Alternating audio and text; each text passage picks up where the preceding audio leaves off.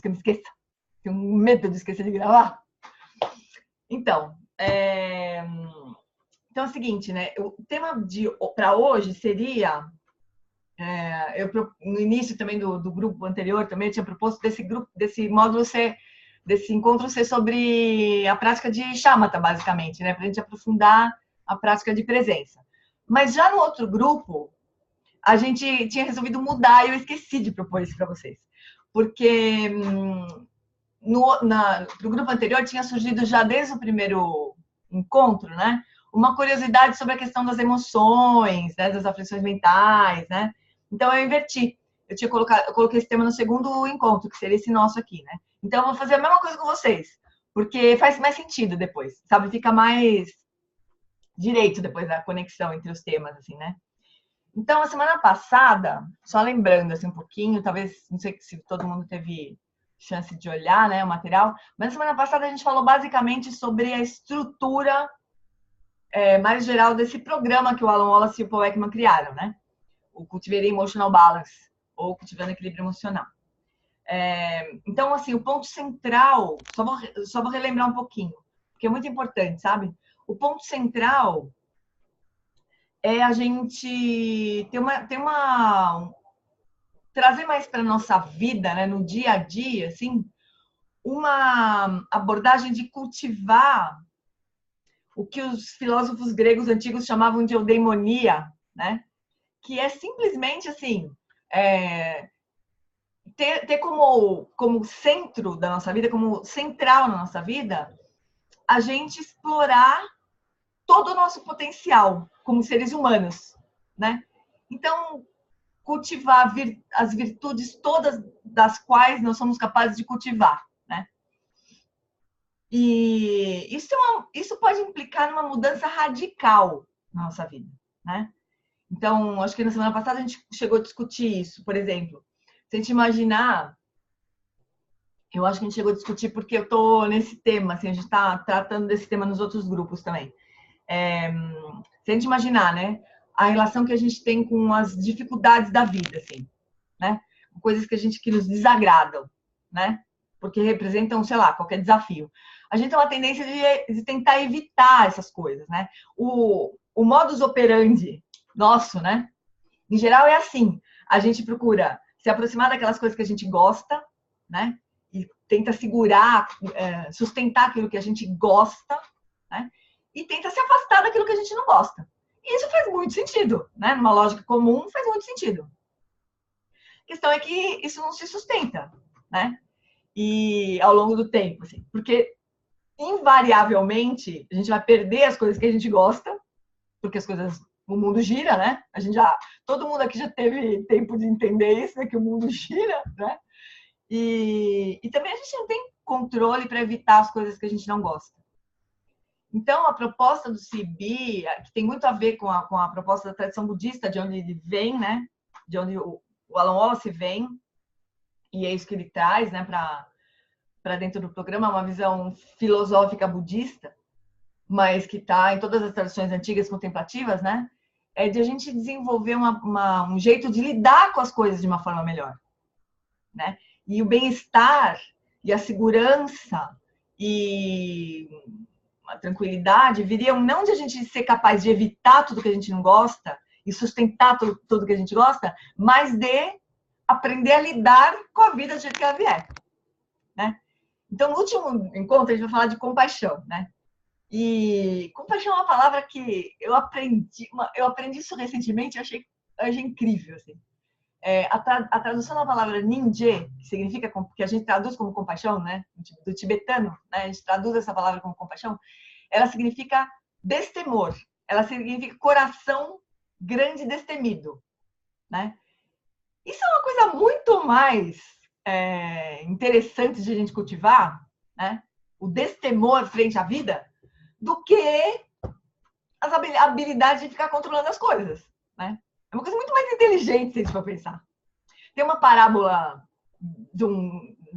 acho que da yoga, sei lá, da tradição indiana, né?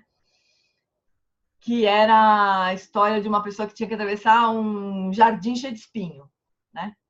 E daí ele falou assim pro mestre, tive uma ideia genial. E vivia se ralando nos espinhos, né?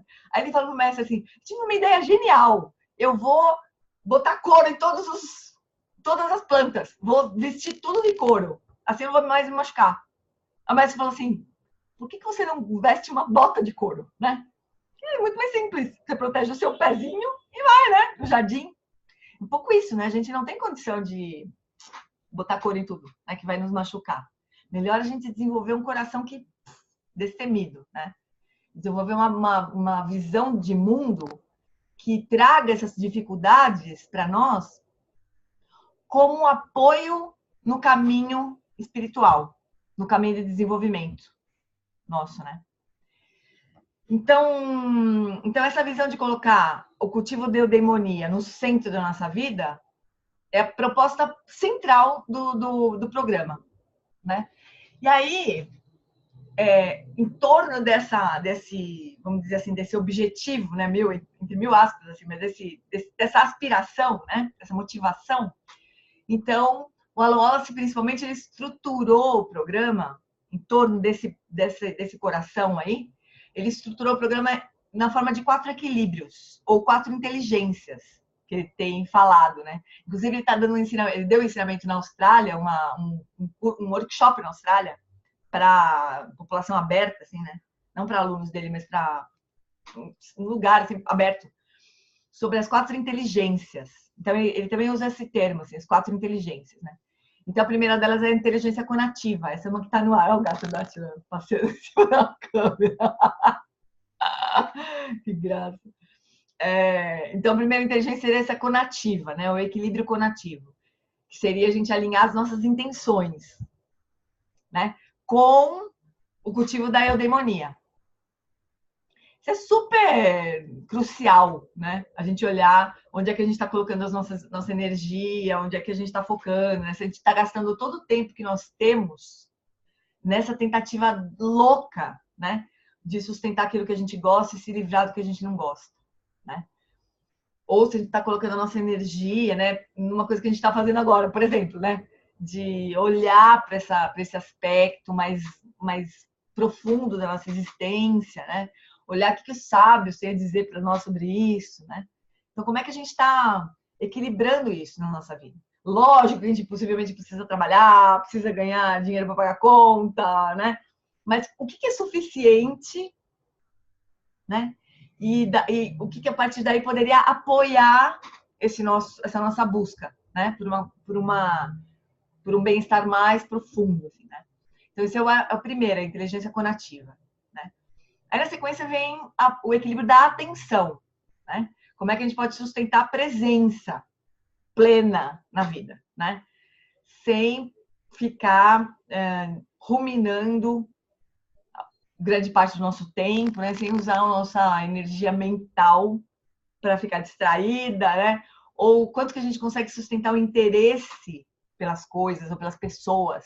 Não sei se já aconteceu com vocês, assim, tá conversando com alguém, daqui a pouco, puf, desliga, vai para não sei aonde, assim, né? Pula para dentro de uma bolha e vai embora. A pessoa lá falando na sua frente, assim, né? E a gente não tá nem ouvindo de verdade, assim, né? Então, sustentar a presença, segundo equilíbrio. O terceiro é o equilíbrio cognitivo, né? De ver as coisas com clareza, com menor sobreposição possível do que não está presente, né? Que a gente coloca um óculos, né? Como se a gente colocasse um óculos meio sujo, né? E você olhar o mundo e falar, nossa, que mundo sujo, né? Mais ou menos, é o óculos que tá sujo, né? Como é que a gente pode limpar o óculos, né? E ter mais clareza, assim, do ponto do que a gente está vendo, né? Esse equilíbrio cognitivo. E daí, por fim, equilíbrio emocional ou afetivo também, o Alan Wallace chama, né? Esse equilíbrio afetivo, ele tem a ver com o coração, né? Forma como as coisas nos afetam, como é que a gente lida com o que nos afeta, né? Para o bem e para o mal, né? Então, dentro desse equilíbrio afetivo, tem o que a gente vai ver hoje, uma parte do que a gente vai ver hoje, né? As emoções, a visão do Poekman sobre as emoções, que é super bonita e interessante, né?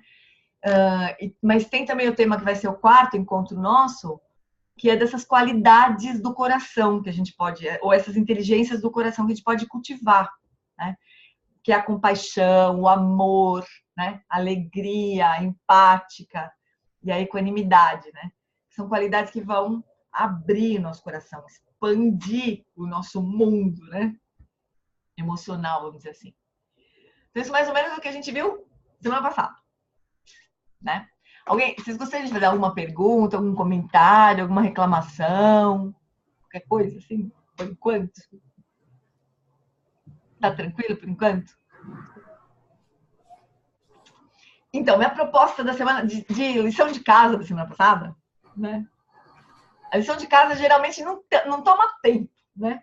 Toma mais atenção, né? Às vezes toma tempo, tipo, não, claro que eu vou sugerir para vocês fazerem prática de meditação, obviamente, né? Porque senão, afinal de contas, né? Como é que eu vou ter a menor coerência, né, não fazer isso? Mas muitas tarefas, assim, são mais sugestões de observar no dia a dia como é que a coisa funciona, né? Então, semana passada eu tinha sugerido de vocês prestarem atenção, que pode seguir, claro, nessa sugestão, assim, pode avançar essa semana também fazendo isso. Mas observar, até eu lembro que o Alfredo tinha gostado da ideia, assim, né? De observar onde que a gente aposta as nossas fichas, né? Onde que lá dentro a gente fala assim, ai, se eu conseguisse isso, eu seria feliz, né? Ah, mas se pelo menos isso aqui desse certo, eu me sentiria melhor, né? Quanto que a gente espera que as configurações externas produzam bem-estar para nós, né? E quanto que a gente sente que se aquilo mudar, ou se alguma coisa acontecer diferente ali, aquilo vai me perturbar e eu não vou dar conta, né? Então é uma proposta que a gente pode seguir, porque é a pergunta da nossa vida, né? Essa daí. Quanto que a gente ainda, no fundo, acredita que vai conseguir controlar as coisas fora, né? E o quanto que a gente investe mesmo de tempo, de energia, né? Para cultivar essas habilidades internas, que é a única coisa verdadeiramente possível de ser feita, né? Fala, querido. É que, por exemplo, estava pensando agora nisso que tu falasse, eu acho que eu fiz isso. Fez? Eu me lembro, eu não abri o negócio aqui como mas era uma parte do exercício. Eu acho assim, ó, que eu penso que quando as coisas vão indo bem, a gente não se preocupa muito com isso. Uhum, uhum. Aí, de repente, alguma coisa não anda como a gente gostaria. E aí a gente percebe, mas porque dá a sensação que tu está controlando as coisas quando as coisas estão funcionando. Bem, né? E que, eu queria tal coisa e consegui, eu queria fazer tal Uhum, isso, fiz também, fiz assim, falei com a uhum. pessoa e a pessoa concordou, a pessoa cedeu, ou a pessoa está de acordo comigo, etc. Vai Mas aí, funcionar. de repente, as coisas, se alguma coisa não funciona, bom, aí sente, mas ou a gente tenta modificar aquilo por alguma outra maneira, força, ou utilizando algum recurso, não, mas se eu vou fazer um plano para mudar isso, não? O que tem a Uhum. ver com mudar o mundo, né? É. Ou a gente tem que parar e começa a pensar, mas e aí, eu não consigo, eu não controlo essas coisas, né? Na verdade, Uhum. vamos dizer, elas estão aí e eu vou ter vivendo conforme, dentro daquilo que eu Uhum. espero, mas não garantindo resultados. Eu acho que é mais ou menos por aí. Mas não Isso, é por aí mesmo que a gente opera, né? isso eu tive. Eu tive durante a semana várias experiências até emocionalmente bem importantes, assim, não positivas, mas nada que mudou a minha vida, mas vamos dizer assim que Uhum. me fizeram pensar bem assim, como que eu vou fazer para poder viver isso de uma forma com menos sofrimento? Isso, exatamente. Exatamente. A pegadinha, né, do mundo, assim, do jeito que a gente opera normalmente, assim, no mundo, é que a gente sempre acha que se a gente tivesse feito alguma coisinha de outro jeito, teria funcionado, né? Tem uma premissazinha, assim, que funciona, que tem um jeito de funcionar. Eu que fiz errado, né? Ou fulano que não cooperou. Mas tem uma premissazinha de que é possível funcionar bem, né? Claro que tem situações que são mais favoráveis, outras menos, óbvio, né? O ponto é que a gente não poderia contar com isso, né? A proposta do CIBI é desenvolver, que a gente possa desenvolver um estado de resiliência com relação às coisas, né? Que a gente não se perca completamente. E que a gente também não gaste muita energia e muito do nosso tempo tentando fazer as coisas funcionarem do nosso jeito, né? Então, isso é, pra mim, putz, olha, quando eu lembro que a primeira vez que eu ouvi essa palavra eudemonia foi o Alan Wallace, a 3 quarteirões da minha casa, aqui em São Paulo.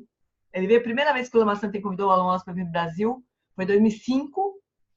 Eu tenho um caderninho escrito, a primeira palavra da folha ali, eudemonia, né? Ele explicando esse negócio aqui a 3 quarteirões da minha casa. Eu falei, é isso! Claro! Como é que eu não pensei nisso antes, né? Um negócio super impactante para mim, sabe? Cara, como é que a gente não aprende isso na escola, no pré-primário, né? Como é que a gente não aprende que tem uma opção, né? Em vez de tentar fazer o mundo dar certo. E que é muito mais confiar. Porque, olha, eu concordo super contigo que você falou, assim, que geralmente quando as coisas estão indo bem, mas eu sou desconfiada do mundo, de criança, assim. Eu acho que eu sempre fui. Então, assim, quando as coisas estavam dando bem, eu falei, não, mas eu sempre tinha um medinho, assim, não, mas eu nunca confiei, eu nunca consegui, ufa, que bom, tá tudo indo bem. Eu nunca tive essa confiança no mundo, sabe? Nunca tive. Então, para mim, quando eu ouvi falar de um refúgio interno, que é isso que a gente está falando, né? Quando a gente fala de desenvolver qualidades, de trabalhar com a nossa própria mente, né? Quando eu fui aprendendo isso, falei assim, nisso eu acho que eu posso confiar, sabe? Então, para mim foi um alívio, porque eu nunca tive muita confiança. E as coisas sempre deram certo para mim, eu não posso reclamar na vida. Minha vida sempre foi bem, sabe? Assim, as coisas funcionaram, eu não posso dizer que eu tive problemas muito graves na minha vida pessoalmente, assim, claro que tem treta de família, essas coisas todo mundo tem, né? Mas eu nunca tive um problema muito grave, sabe? Que me trancasse, sabe? Que eu, sei lá, me sentisse impedida de qualquer... Não, as coisas sempre funcionaram bem para mim, né? Mesmo nas confusões, as coisas sempre se abriram, né? Mesmo assim, eu não confiava, eu não conseguia me entregar. Ai, que bom, tudo tá dando bem, agora eu estou feliz. Nunca me aconteceu isso, né? Eu sempre tive uma desconfiançazinha, assim. Então, por isso que eu fiquei bem feliz, sabe, quando eu comecei a estudar isso, né? E não é que a gente vai ficar alegre o tempo inteiro, obviamente, né? O ponto também não é esse, né? O ponto é poder lidar com a vida do jeito que ela vem, e possivelmente eu seguramente vou passar por situações mais difíceis do que eu já passei, né, na minha vida, e acho que todo mundo, né, sei lá, vai ter que lidar com coisas, inclusive sei lá, com doença nossa mesma, né, sei lá, algumas coisas vão acontecer na nossa vida, né, inevitavelmente, assim. Então, como é que a gente pode lidar com isso de uma forma mais tranquila, né? E ajudar os outros também a passar melhor pelas coisas, né? Além de assim, também uma visão do Alan Wallace, do CB, é que assim, ainda que esteja tudo bem, né? Que possivelmente para nós relativamente está tudo bem, ainda assim tem sempre uma possibilidade de, assim, praticamente ilimitada de cultivar essas qualidades, né?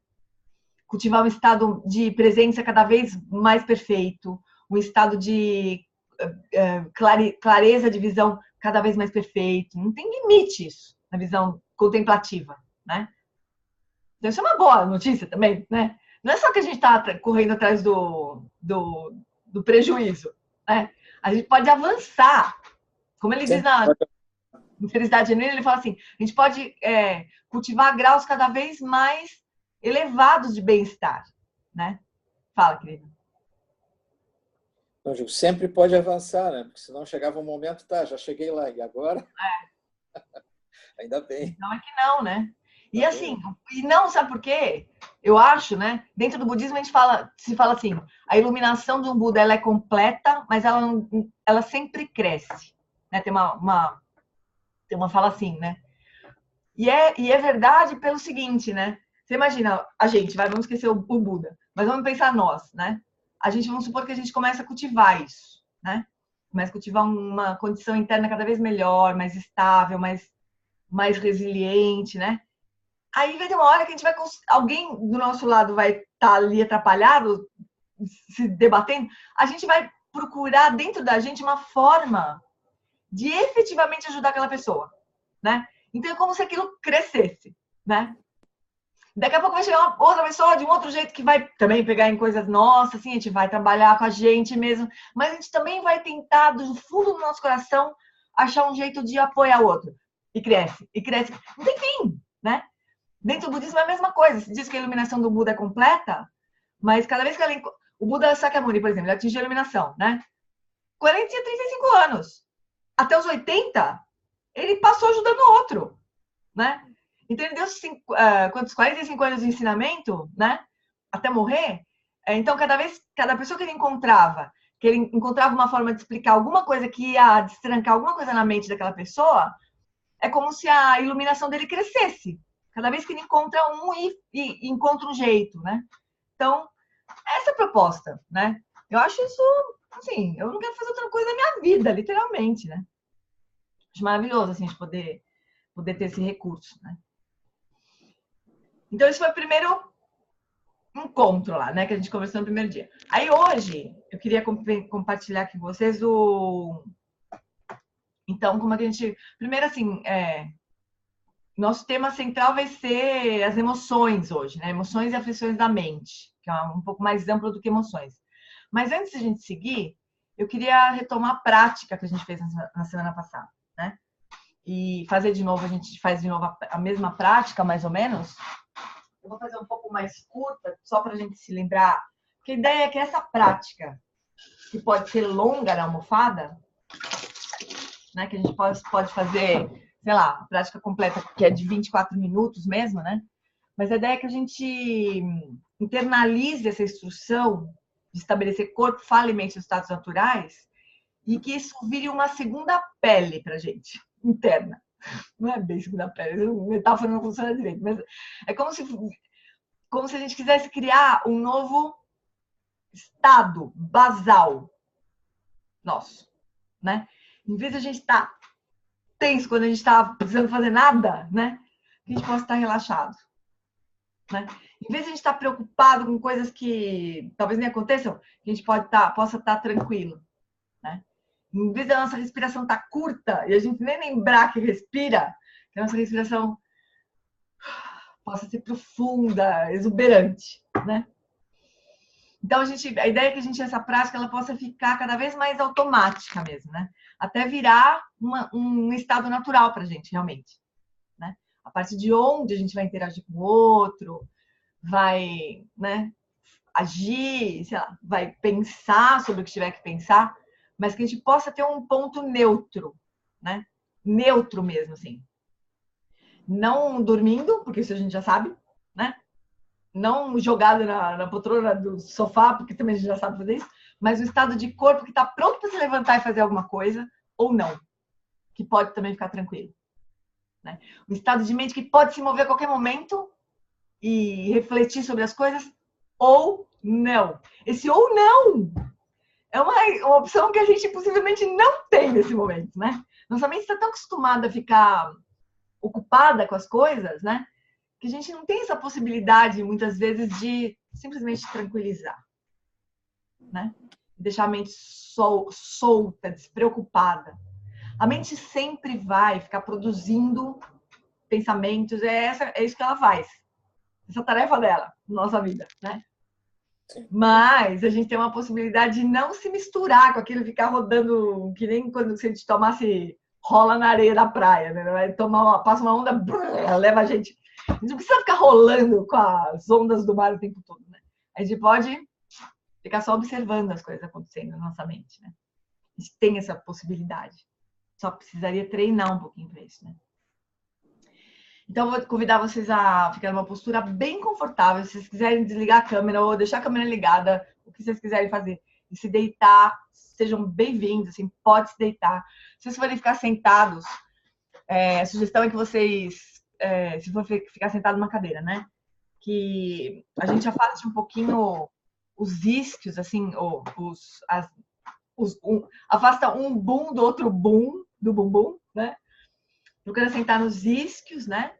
E deixa a coluna bem retinha, assim. E daí encontra um lugar que fica bem. Para mim é melhor, para mim o que funciona melhor é apoiar a lombar numa almofadinha, assim, no encosto, não as costas todas no encosto. E daí parece que o encosto da cadeira fica me empurrando. Então eu apoio só a lombar, um pouco afastada, né, do resto do encosto, assim. E daí encontra um lugar, um eixo da coluna, encolhendo um pouco, recolhendo um pouquinho o queixo, assim, abaixando um pouquinho o rosto, né?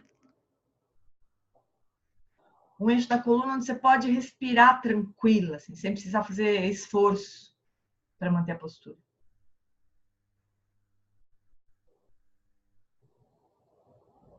E aí a gente, então, segue aqui.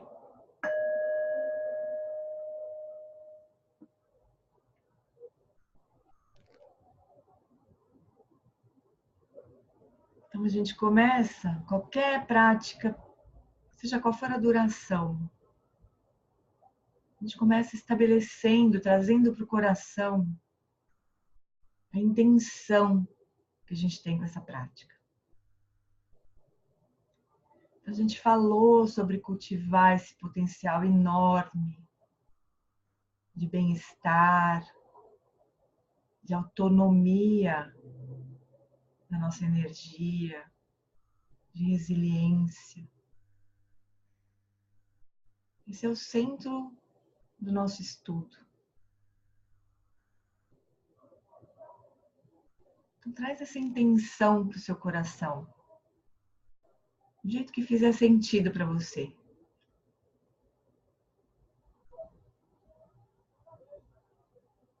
E deixa essa intenção clara no seu coração, dar sentido para a prática.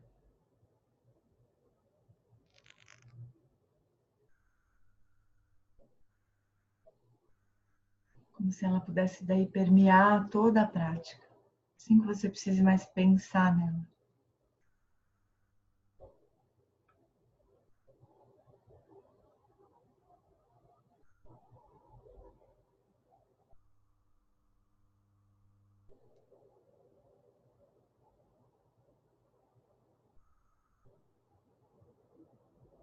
Então, deixa a consciência descer pelo espaço do corpo até o contato com a cadeira, o contato dos pés com o chão.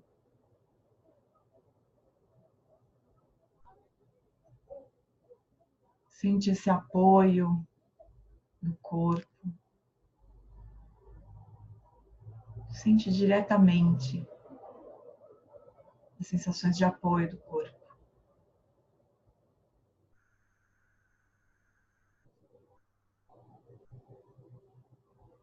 E daí, a partir dessa base de apoio, deixa a consciência, então, preencher todo o espaço do seu corpo. Como um perfume preenchendo uma sala. Deixa a sua consciência preencher o corpo. Com uma intenção amorosa de cuidado, permitindo que as tensões se dissolvam, que o corpo aquiete,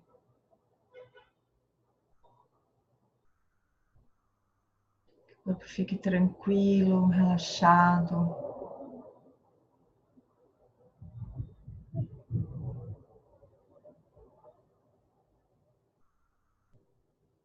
Com cada expiração você solta mais e mais a rigidez, o cansaço, as tensões do corpo.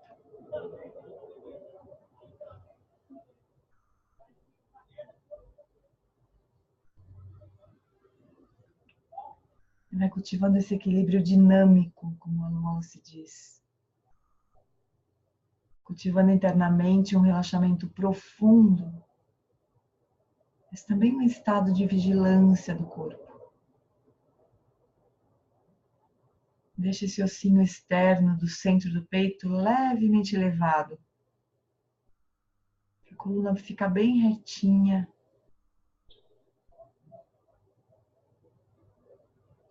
corpo completamente relaxado em torno desse eixo. Mas tem esse eixo retinho, firme.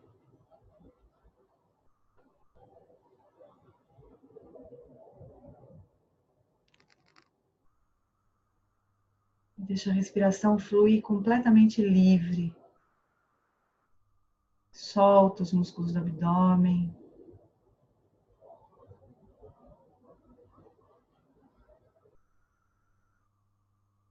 Relaxa completamente na expiração e recebe a próxima inspiração. Ela é oferecida para você. Só recebe.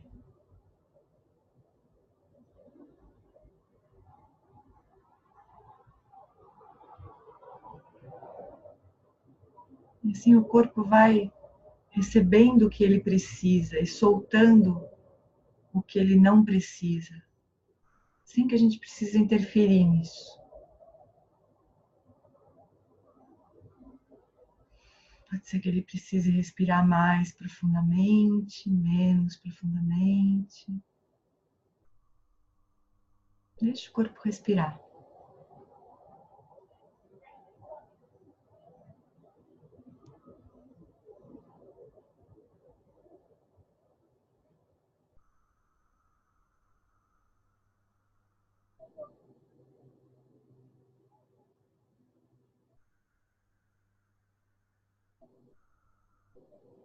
E assim nós damos uma chance para nossa mente repousar, sem que ela precise ficar se preocupando com coisas que já passaram, coisas que nem chegaram. Deixa a consciência repousar no momento presente. Solta, aberta, clara.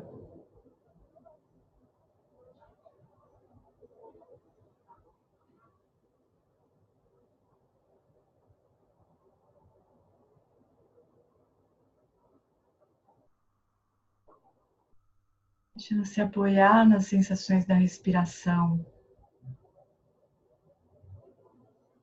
Com a intenção de soltar realmente, de repousar.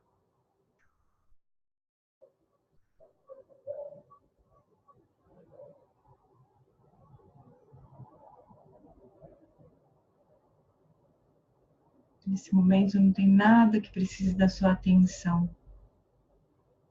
Então descansa.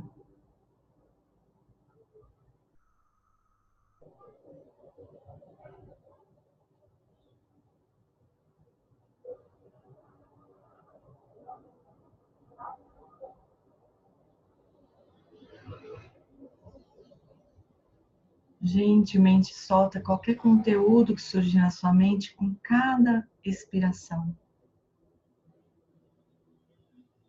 Com gentileza, só solta.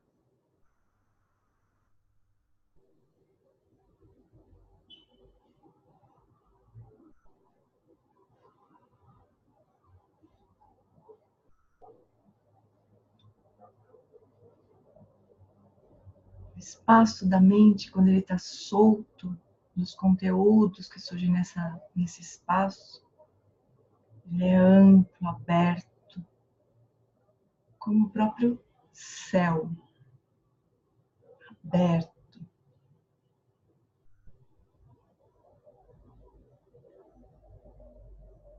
O céu nem se perturba com o que quer que atravesse, seja nuvem, seja beija-flor, seja avião a jato.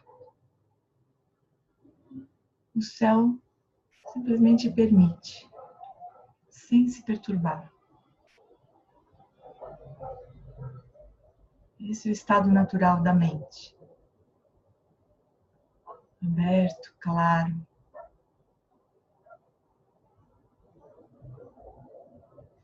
Livre.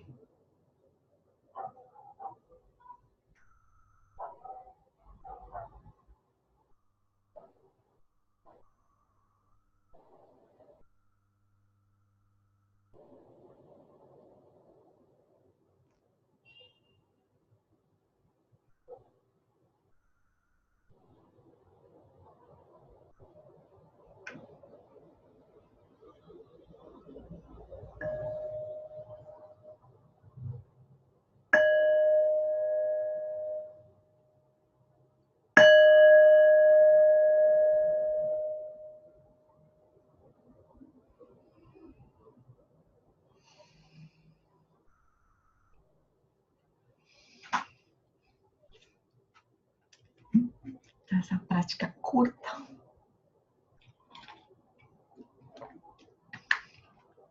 Mas a ideia é que a gente possa se lembrar. Nossa, nesse... Ah, não. Um outro áudio que recém ouvi dele.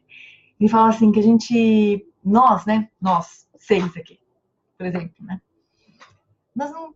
Nesse momento, eu tenho a sensação que vocês também não poderiam estar num retiro, né? Assim, afastados, se dedicando exclusivamente à prática, né? Então, a gente está na vida, né? No mundo, assim. Meio trocando pneu com o carro andando, né? Porque a gente está querendo se estabilizar, se tranquilizar no meio da confusão, né? E tá bom, é como a gente está nesse momento. Então, ele entende que a gente não possa se dedicar exclusivamente a essa prática, né? Formalmente, assim. Mas o que ele diz, que eu acho que ele tem toda a razão, assim, né? É que a gente não tem nada, nenhuma situação na nossa vida que a gente não possa se lembrar 20 vezes, 30 vezes num dia de respirar, né? De respirar com essa intenção de trazer essa 3 vezes, assim, 3 respiradas, vamos pensar, né? Que a gente possa, como que, assim, instantaneamente trazer esse soltar, né? E esse estado natural de corpo, de fala e de mente. Vai dar até uma pena da gente quando a gente faz isso durante o dia, que a gente vai se tocar do quanto que a gente tensiona, quanto que a gente faz de esforço, muito mais do que o necessário, né? Daí a gente solta, né? Se a gente fizer isso muitas vezes durante o dia, né? A gente vai chegar no fim do dia muito mais descansados, né? Eu senti isso claramente, assim. Me dá uma pena de mim mesma. Eu falo, nossa, por que será que eu tô assim, né? Solta, né? Respira, relaxa. Essa ideia, desse estabelecer corpo, fala e mente em seus estados naturais. Tá bom? Bom, agora eu quero passar então para o conteúdo deste encontro, especificamente, né? Peraí, deixa eu abrir a... Então, aqui. Então, né, essa prática continua sendo a prática para a gente, se a gente quiser fazer durante a semana, né, segue sendo a mesma sugestão. Assim. A ideia é que hoje a gente conversa um pouco sobre essas reações emocionais, né, sobre como que as coisas nos afetam, né, e o que afinal de contas são as emoções, né, que são tão próximas de nós, ao mesmo tempo tão desconhecidas, né? Em geral, assim. Paul Ekman, ele dá uma definição de emoção. Obviamente que devem existir milhares de definições de emoção, né? Mas o CB, como é o Paul Ekman, que foi o criador do CB, né, junto com a Alan Watts, então a gente usa essa definição. E que para o propósito do nosso programa ela é muito útil, né? Então, Paul Ekman diz assim, que a emoção ela é um processo. Né? Muitas coisas acontecendo ao mesmo tempo, assim, né? Quando a emoção é despertada, né? Que ocorre, olha só que interessante isso. Um processo que ocorre quando sentimos que algo importante para o nosso bem-estar está ocorrendo, né? Algo que vai impactar o nosso bem-estar, para o bem e para o mal, né? Esse processo é influenciado pelas nossas avaliações, né? Ou seja, é uma visão, tá implícito aí um jeito de ver as coisas, né? E impacta o corpo e a mente.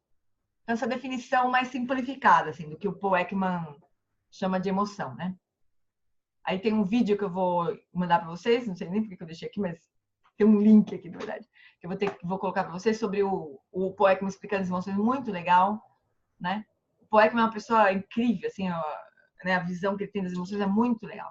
E aqui eu dei uma extraída aqui das coisas que ele fala no vídeo, que facilita também, né? Depois pra gente olhar.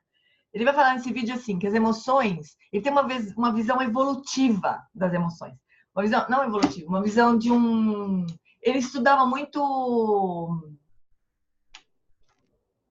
Caramba, fugiu.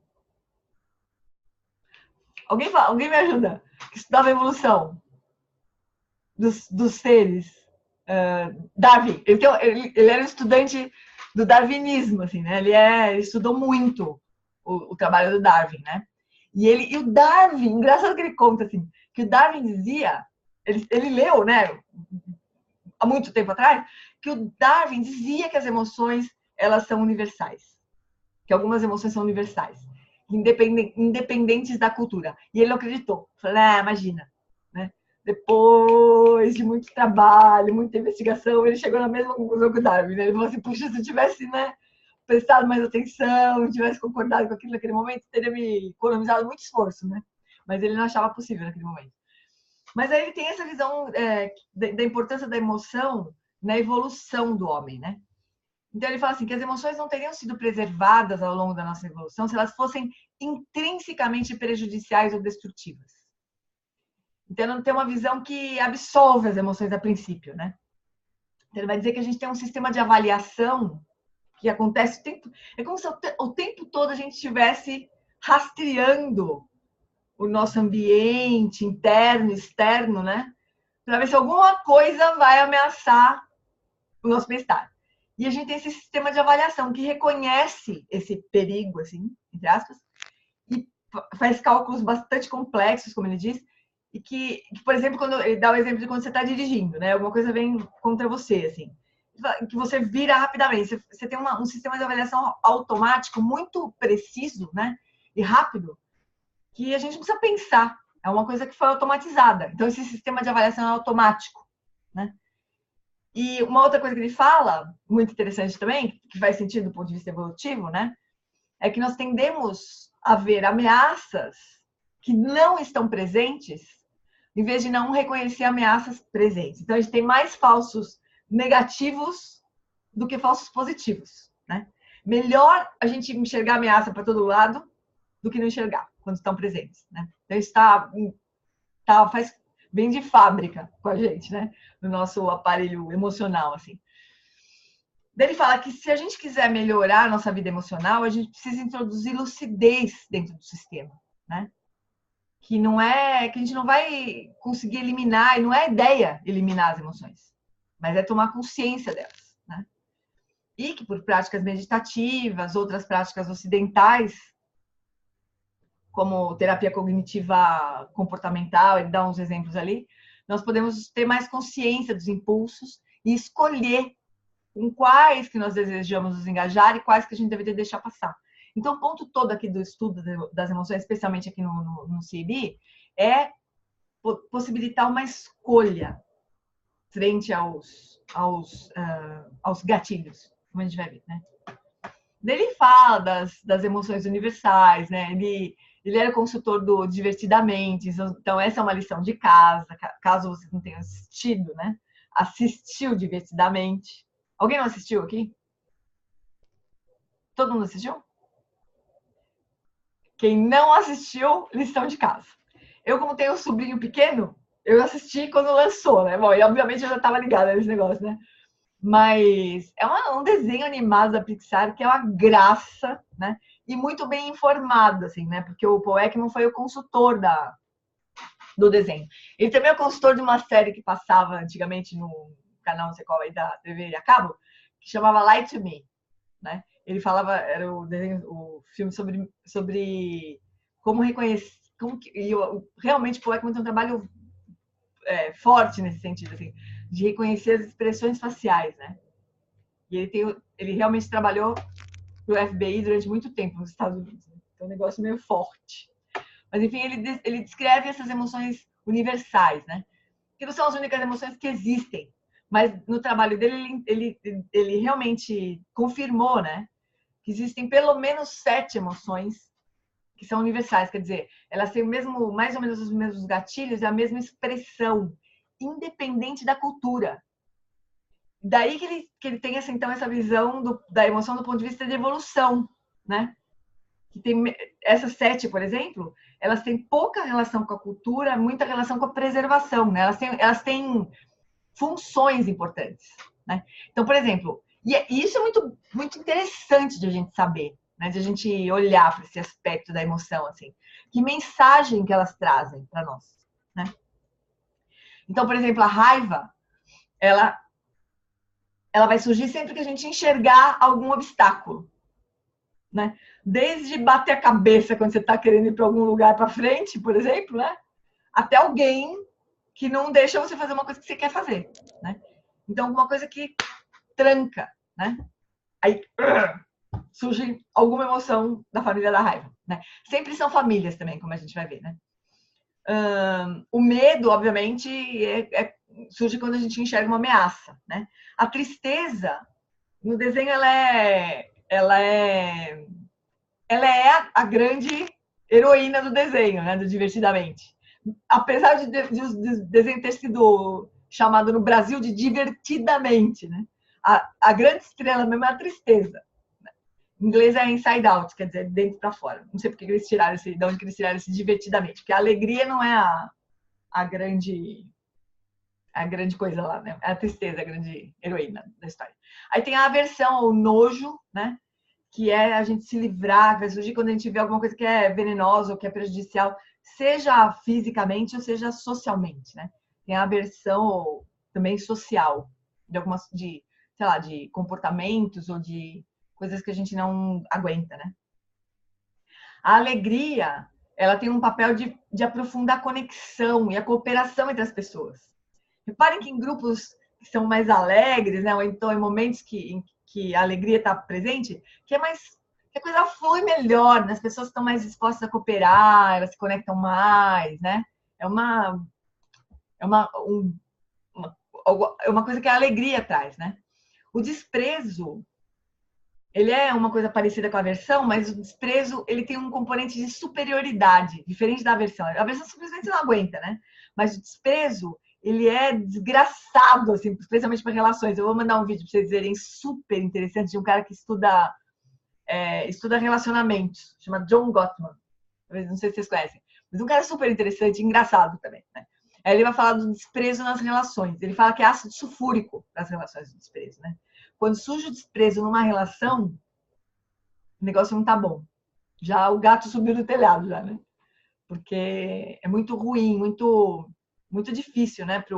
Ele fala no vídeo dele, tá aí, que eu vou mandar para vocês, ele estudou, ou ele cita um estudo, não sei bem se foi estudo dele ou se ele estudou, ou se ele só cita, mas que em relações onde o desprezo, né, fica ali presente na relação, o alvo do desprezo, ele adoece mais do que quem manifesta o desprezo na relação. Especialmente doenças infecciosas, assim. É como se o desprezo ele baixasse a imunidade das pessoas. É muito triste. Né? É a única emoção que não dá para defender muito. Assim. As outras dá para defender, agora o desprezo não dá para defender muito. A surpresa, ela também é uma emoção universal, ela é muito rápida. Geralmente a função da surpresa é focar a nossa atenção. A gente vê alguma coisa, né, como se toda a nossa atenção focasse naquele momento, né? E aí, geralmente, na sequência vem uma outra emoção. É como se ela preparasse o terreno para uma outra emoção. Então, a gente surpreende, né? Alegria. Ou surpreende e sai correndo de medo, ou raiva, sei lá. Mas ela foca a nossa atenção e prepara para outra emoção, né? Então, a gente tem daí aqui só para mostrar para vocês, que eu vou deixar esses slides com vocês, né? Pra vocês olharem depois. Mas quando ele fala sobre raiva, por exemplo, ele está falando sobre uma família de emoções que tem o mesmo tom, assim, né? Isso é muito importante a gente entender. Dentro da família da raiva, tem emoções sutis e leves, como um incômodo ou uma irritaçãozinha, até a fúria, né? Isso aqui faz parte do Atlas das Emoções, que a gente está traduzindo agora para o português, mas está disponível em inglês. Vou mandar para vocês o link do Atlas das Emoções. Deixa eu anotar aqui as coisas que eu prometei já. É super bonitinho, o negócio é um site, né, onde ele vai mostrar mais ou menos tudo isso que a gente vai conversar hoje aqui, está lá no Atlas, né? Uma coisa interativa, animada, muito legal. Mas isso está lá, é uma foto de lá, né? Então, é sempre interessante olhar isso, né? Porque a fúria, a gente percebe quando ela está presente, né? E a gente pode tomar uma atitude com relação a ela. Agora, o incômodo, às vezes, não. Ele só está lá, incomodando, né? E preparando o terreno para surgir uma emoção um pouco mais intensa, muitas vezes. Então, se a gente não tem treinamento, né? de se observar e de sentir essas emoções mais sutis, a gente fica passando mal, sem perceber, né? Aí tem o medo, né? A família do medo igual. Então, desde uma apreensão até um terror, né? Então, vários graus de intensidade. Geralmente, existem expressões como terror, né? Que são mais agudas, mas elas são mais curtas também, né? E outras que podem se estender muito. Então, esse é uma representação gráfica mais ou menos com essa ideia, né? A ansiedade, ela tem uma intensidade média aqui, né? Nessa visão do Ekman, mas ela pode ser muito longa, né? A gente pode passar a vida inteira ansioso, né? Então, e às vezes sem perceber, a gente vai se acostumando, né, com esses graus menos intensos das emoções. A tristeza, a mesma coisa, né? Desde um desapontamento até angústia, que é super profunda, né? A aversão também, né? Desde simplesmente, não vou com a cara dessa pessoa, até nossa, não posso nem ouvir falar, né? Então tem graus todos esses, né? E esse é o John Gottman que eu estava falando para vocês. Ele tem esse vídeo que chama o melhor fator preditivo do divórcio. Ele fala que quando aparece, ele fala dos 4 cavaleiros do apocalipse. É super engraçado esse jeito dele falar. São 4 coisas que quando acontecem no relacionamento, o negócio tá mal, né? Assim, o divórcio tá batendo na porta, né? Interessante. Aí ele falou isso, né? Que as esposas ou maridos que demonstravam desprezo não acreditavam mais que os problemas pudessem ser resolvidos. Esse é o problema do desprezo, né? E o alvo do desprezo tinha mais chance de adoecer nos 4 anos seguintes ali. Então, o desprezo é um fator preditivo do divórcio, ele fala. É o pior dos 4 cavaleiros do apocalipse. Aí os 4 cavaleiros são esses daqui. Criticismo, hábito de ficar criticando o outro, né? O desprezo mesmo. Ficar na defensiva. Qualquer coisa que você vai falar, a pessoa se sente atacada. E daí o diálogo não acontece. Ou a indiferença, que não é bem indiferença, é esse stonewalling. Que assim, a pessoa faz cara de parede, né? Você não consegue atingir, como se você não conseguisse tocar a pessoa. A pessoa não se importa, não se afeta. O meu pai, quando eu era criança, ele tinha esse jeito de punir a gente. Assim. Ele não... Era isso que ele fazia com a gente. Né? Ele não, assim, não falava com a gente, passava um tempão sem falar com a gente. Era uma coisa assim, horrível, né? Muito ruim. Mas essa indiferença, assim, né? E daí tem a alegria também, né? Com várias expressões aqui. A alegria que tem mais expressões diferentes aqui, segundo o Paul Ekman, né? Desde os prazeres sensoriais, né? Até uma muito engraçada que é essa Schadenfreude aqui, que é uma alegria de ver o outro se ferrar, né? Só tem em alemão essa palavra alemã, né? Não é que só tem na Alemanha, mas ela foi escrita na Alemanha. Não é só alemão que sente isso, né? As pessoas podem sentir essa alegria de ver o outro sofrer, ou de ver o outro se estrepar de algum jeito. Tem essa palavra fiero, que é italiano, que é tipo de um orgulho, mas é um orgulho... E o orgulho aqui também não tem essa característica de superioridade, é um orgulho simplesmente de uma alegria de conseguir fazer alguma coisa, né? E alguma coisa que transborda, que você queria que o outro soubesse, né? É uma emoção prazerosa que tem pode ter um aspecto negativo, né, de arrogância, mas o orgulho, a Getsuma Tenzin-Palmo, que é uma professora minha também, ela fala isso, que tem uma diferença entre orgulho e arrogância, né, que a gente pode confundir, assim.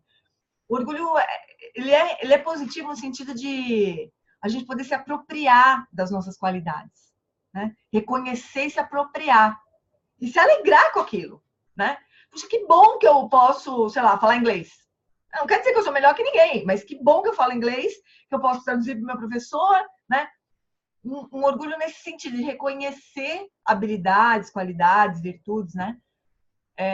E se apropriar disso, né? Diferente de arrogância.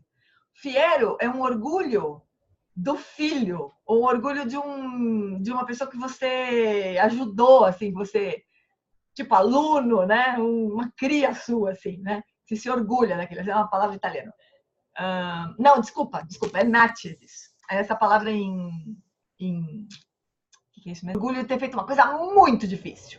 Tipo, eu fiz um triatlon, que nem um amigo meu, que nunca não sabia nadar. Aí a mulher resolveu que iam fazer um triatlon. E eles fizeram e conseguiram, né? Esse é o fiero, né? Um orgulho super. E daí tem os sinais da alegria. Esse aqui é meu sobrinho, é fonte de alegria genuína para mim, de felicidade genuína para mim. E a alegria, ela tem a expressão da alegria, tem essa coisa super bonitinha aqui, que é o sorriso verdadeiro, né? Que é o sorriso do Shen, né? Do Shen, ele explicava assim, que esse zigomático, né, que esse músculo da bochecha aqui, ele é voluntário, a gente consegue subir a bochecha sem... A gente consegue se a gente quiser, né? Esse orbicular, Ixi Maria, pera só um pouquinho, deixa eu ver um negócio aqui do som. Só um minutinho, queridos. Deixa eu só interromper um pouquinho para olhar o som.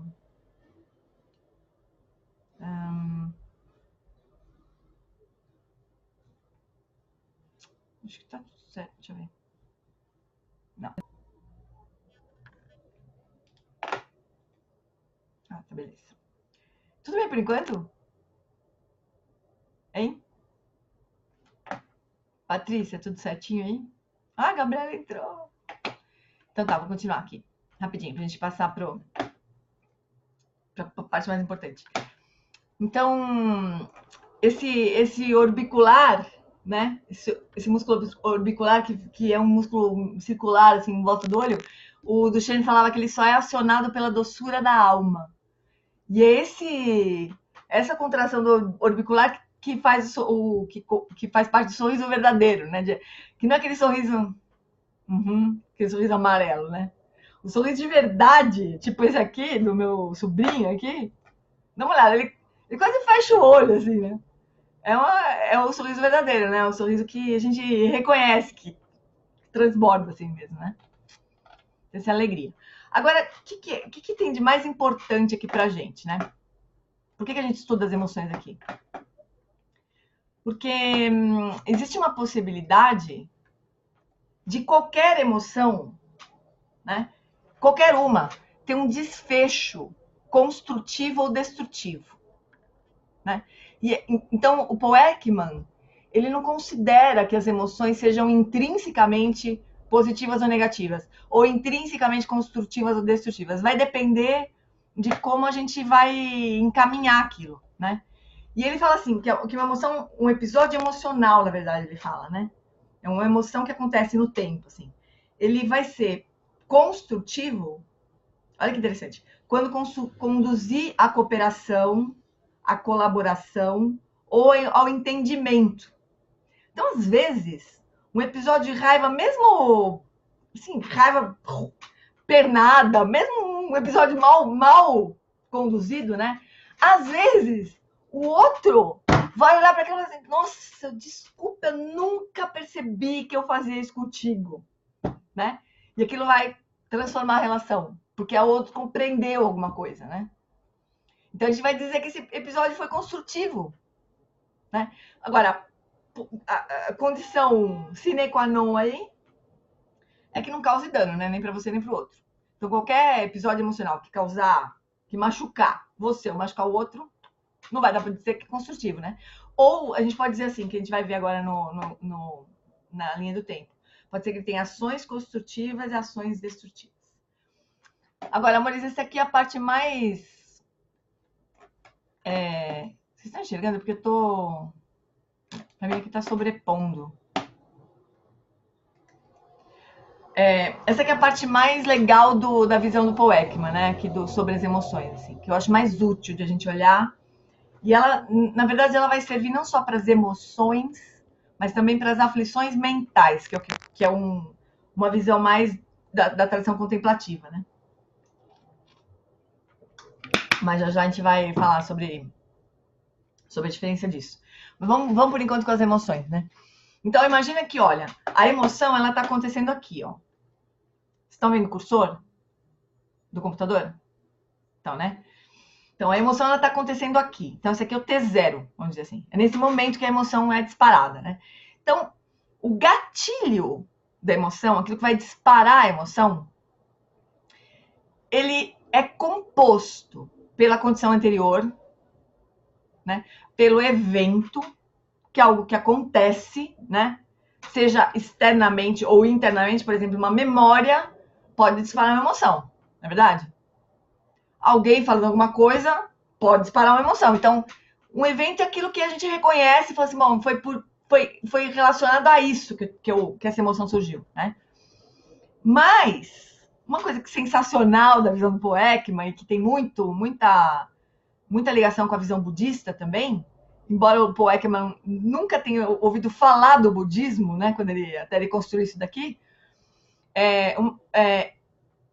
o gatilho também vai ser formado por uma coisa que o Paul Ekman chamou de base de dados de percepção, ou base de dados emocionais.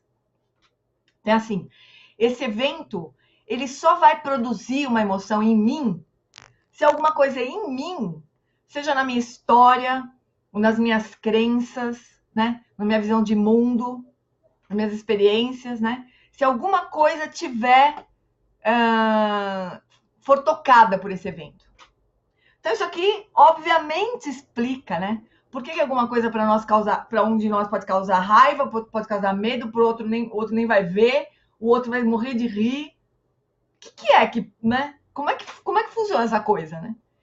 Então, o evento, ele vai tocar a nossa base de dados e vai produzir uma reação emocional, né? Então, o Paul Ekman, ele diz, e também influenciado pela condição anterior, isso também é óbvio, a gente sabe disso. Então, se a gente está um dia bem, tranquila, né?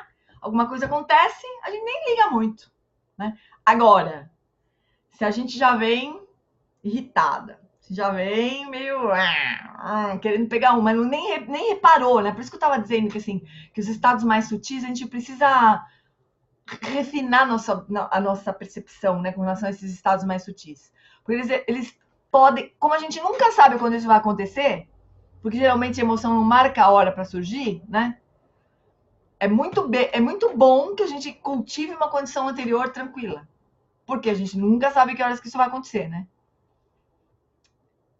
Pressupondo também que a nossa intenção é construir episódios emocionais cada vez mais construtivos, né? Cada vez menos destrutivos, né? Isso tem a ver com a nossa intenção, lá com o equilíbrio conativo ali do começo da nossa conversa, né?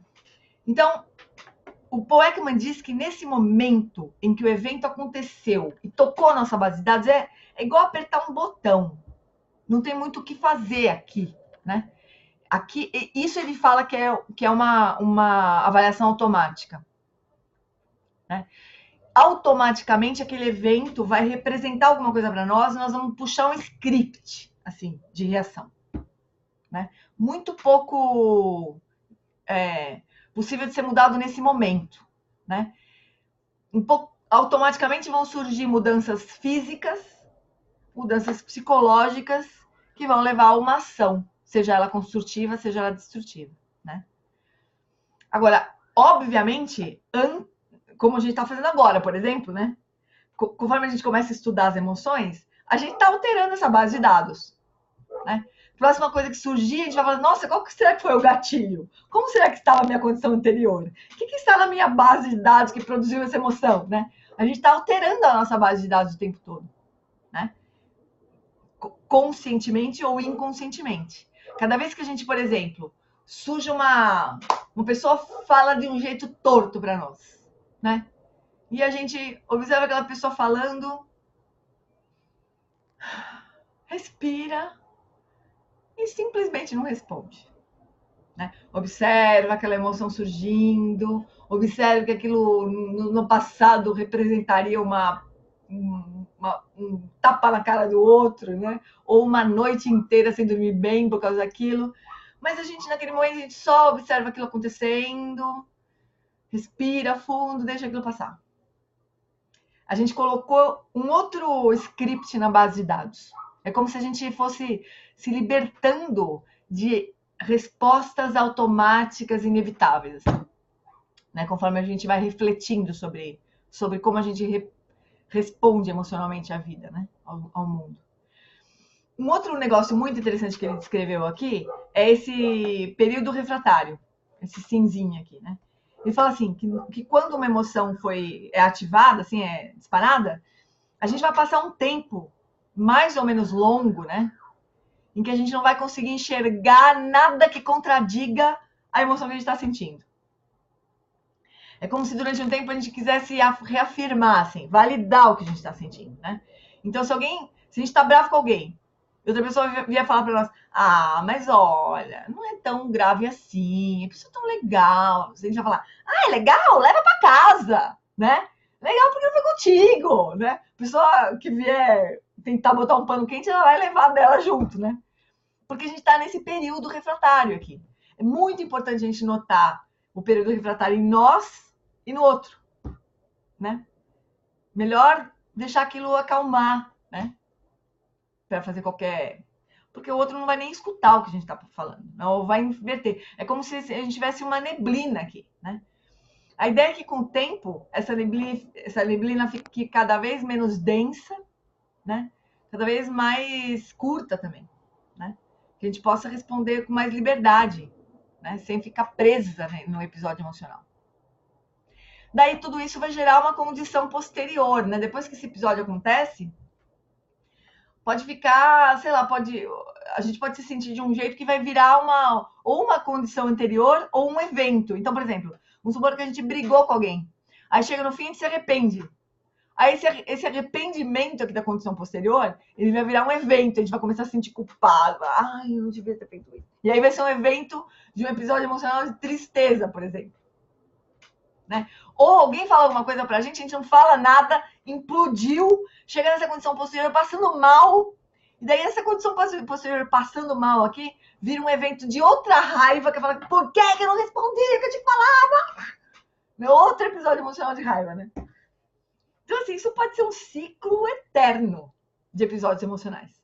Se em algum momento a gente não jogar lucidez aqui, né?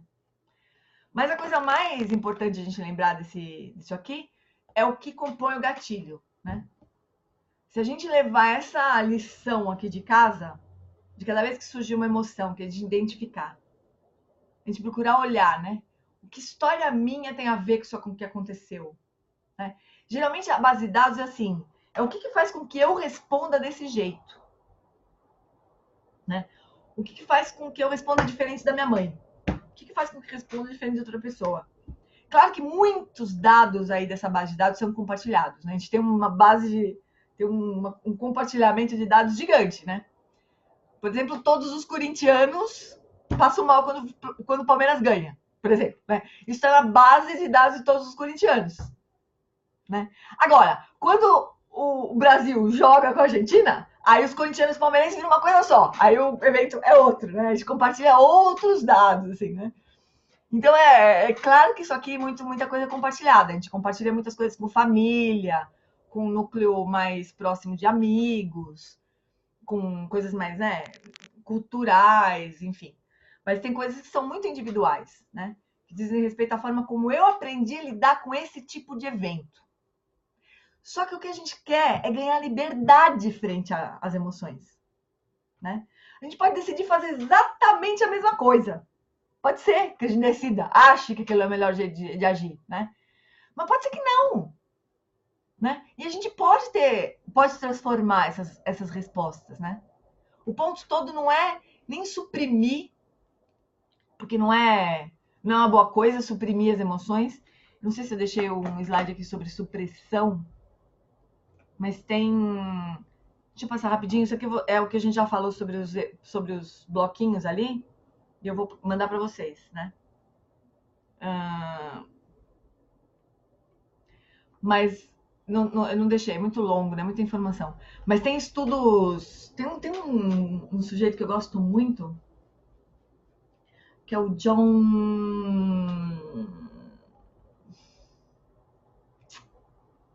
Ai, meu Deus, eu já tô esquecida o nome dele. Eu posso depois passar para vocês. Ele estuda regulação emocional. Então, um cara que eu gosto tanto, é John alguma coisa. E ele estudou uma resposta emocional, ele usou um modelo de aversão, né? Cara, como é o nome dele, Jesus Cristo? Bom, ele estudou um modelo de aversão. Então, ele estudou qual que era o efeito da supressão, né, em parâmetros fisiológicos. né? Então, o que ele viu? Que pessoas que suprimiram, ele colocou lá um modelo, né? Então, o estudo era mais ou menos assim. Ele tinha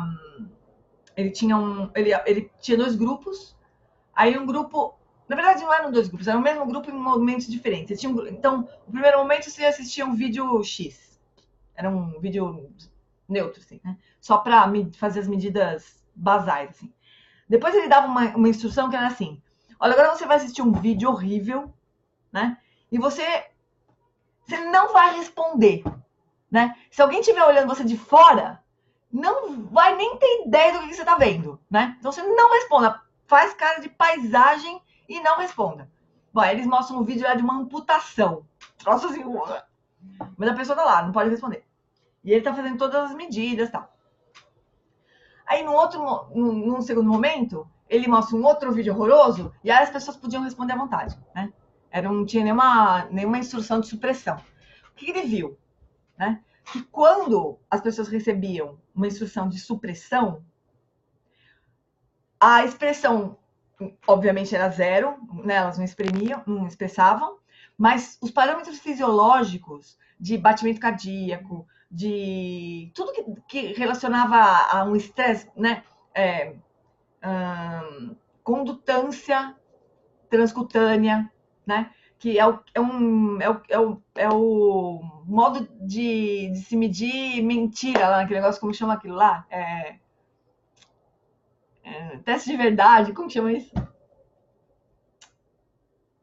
Sabe quando a pessoa vai fazer uma declaração desse. Como é que chama isso? Pra ver se, detector de mentira, né? Detector de mentira faz isso, ela mede a condutância na pele da pessoa, né? Então ele mediu todos esses parâmetros fisiológicos, eles todos aumentavam com relação ao momento em que esse grupo podia expressar, né? Então, o que isso quer dizer, né? Que quando a gente suprime as emoções, externamente a gente não manifesta, mas internamente é uma catástrofe, né? É uma implosão, na verdade. Então, não é uma boa alternativa de regulação emocional. Também pode não ser uma boa alternativa responder assim, né? Do jeito que vem, a gente manda, né? Também pode não ser uma boa ideia responder automaticamente. Então, qual que é a saída para isso, né? Então, a saída que é a proposta do CB, que a gente tenha consciência das emoções, né? E possa observar tudo isso acontecendo antes de agir, né? Simplesmente observar o que são as emoções, como é que elas surgem, elas têm um componente físico. Então, é como se a gente agora tivesse uma atitude de investigar a emoção. Então, a próxima vez que a gente sentir raiva, por exemplo, em vez de tentar resolver o que está fora lá, dar um jeito no evento, né? A gente fala assim, nossa, olha só como é que fica o meu corpo quando eu tô com raiva. Olha como fica a minha mente quando eu tô com raiva. A mente fica clara. Ninguém dorme com raiva, né? A mente fica acesa, né? Como se a gente tivesse uma atitude agora de investigação, né? de estudar como que a gente se comporta numa emoção, né? Isso é uma outra atitude. E daí, o fato é o seguinte, como todos os eventos mentais, né? Os contemplativos é que tem essa sabedoria, né? Como todos os eventos mentais. Se a gente se acostuma, né? Se familiariza com estabelecer a mente no estado natural, que é a prática que a gente fez no começo do nosso encontro hoje, corpo, fala e mente no estado natural, a gente daqui a pouco vai observar essas flutuações indo e vindo no corpo, na mente.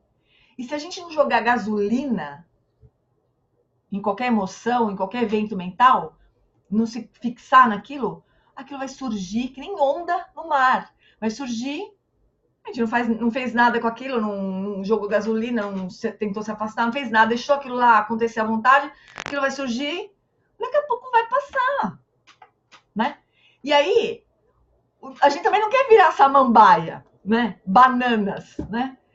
Se alguma coisa precisar realmente ser feita, melhor que a gente esteja fora do período refratário para tomar qualquer atitude.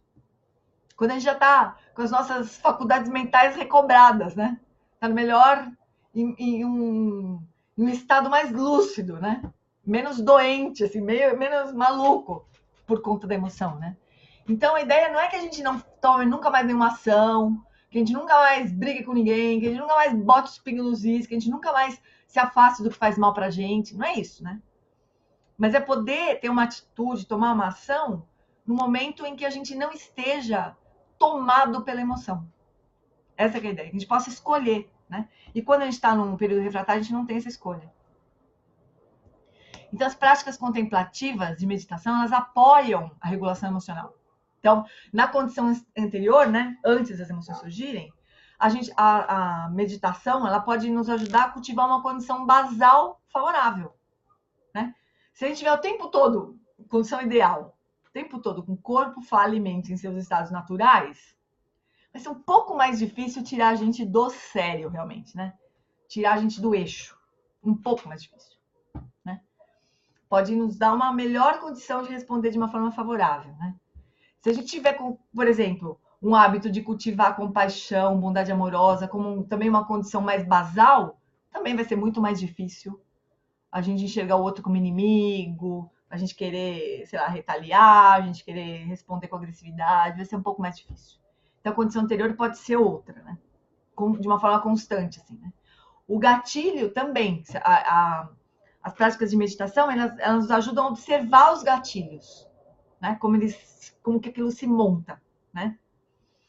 O estado emocional também, eles ajudam a gente a se familiarizar com a experiência emocional, né? Notar quando a gente suprime e notar quando a gente reage impulsivamente, né?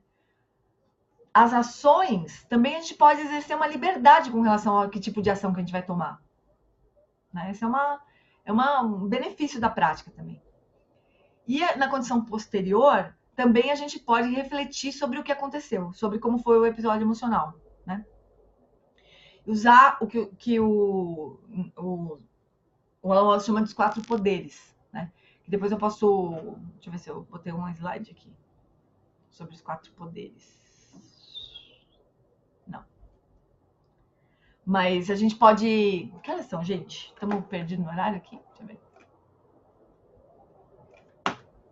Tô conseguindo 9h10. Não, a gente tem um pouquinho de tempo ainda. Então a gente pode, quando um episódio emocional se passa, né? A gente pode refletir sobre esse episódio emocional, né? Reconhecer alguma coisa que a gente gostaria de ter feito diferente, por exemplo, né? A gente pode se arrepender. O arrependimento é uma atitude construtiva, né? A culpa não é, né? Mas o arrependimento, explicar para vocês o que eu estou querendo dizer com arrependimento. É simplesmente reconhecer que eu gostaria de ter feito diferente, né? Eu agi desse jeito, mas eu gostaria de ter agido diferente. Eu gostaria de ter tido uma atitude que tem mais a ver com o que eu estou buscando na minha vida nesse momento. Isso é arrependimento. É simplesmente reconhecer que você gostaria de ter feito diferente, né? Um outro poder que a gente pode usar é assim: eu tenho condições de agir de uma forma diferente, né? Eu confio nos recursos que eu estou desenvolvendo, né? Esse é um dos poderes. Outro poder é assim: da próxima vez que isso acontecer, eu me proponho a fazer de uma forma diferente, né? Eu vou me preparar para ter uma atitude diferente, né? O outro poder é de confiar em si mesmo, assim, né? Confiar que é possível. Não só que você tem os recursos, mas que você vai conseguir fazer aquilo. Senão, se uma dessas coisas faltar, a gente cai numa pegadinha assim de, isso aqui eu não vou conseguir mudar nunca, eu sempre fui assim, eu não consigo, né? E a gente não consegue fazer transformações que a gente quer. A gente não tá falando nada de nada externo, de nenhum código externo, de ética, de nada assim, nada disso, né? De coisas que a gente mesmo quer transformar ou quer cultivar, né? Não é nada que seja externo, né? Como é que nós estamos por enquanto, amores? Eu falei um monte de coisa ao mesmo tempo aqui, né? Deixa eu... Caramba, eu tô atrapalhada com a tela aqui. Só um pouquinho, deixa eu... Não tô conseguindo achar o lugar de parar ali. Muito rápido, né? Tudo isso. Ficou alguma coisa esquisita? Como é que foi? Como é que tá?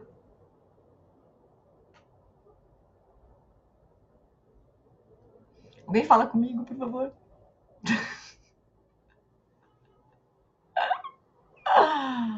Márcia, não sei o que aconteceu com a Márcia, ela não conseguiu acionar a câmera dela. Oi, querida. Tudo bem? Vocês acham que vocês acharam essa linha do tempo? Não é interessante olhar para nossa vida emocional desse jeito? Eu adoro um gráfico, sabe? Eu adoro uma coisa explicadinha, assim. Eu pirei quando eu vi esse negócio do Paul Ekman, né?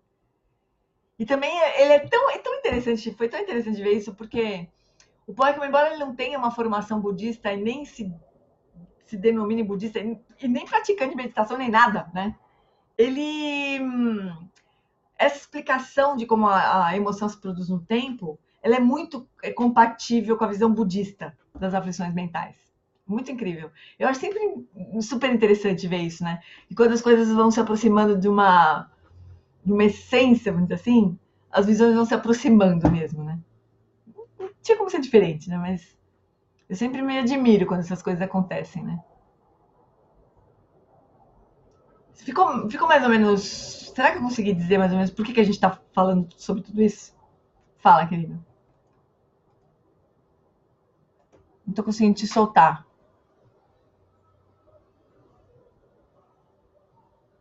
Aí. Ixi. Não tô te ouvindo. Vocês estão ouvindo ele? Então? Putz, então peraí.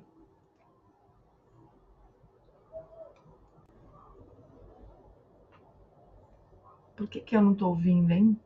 Peraí. Tô ouvindo, A hein? janela errada. Fala, Fredo. Não tô ouvindo. Estão ouvindo? Fala de novo. Estão ouvindo? Alô, Fala de alô, novo. alô, alô. Tô ouvindo bem baixinho pelo computador.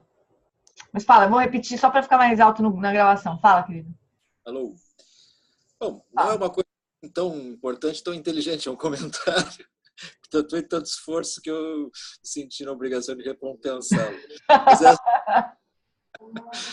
eu achei o esquema, como tu falaste do esquema, eu achei o esquema muito útil, porque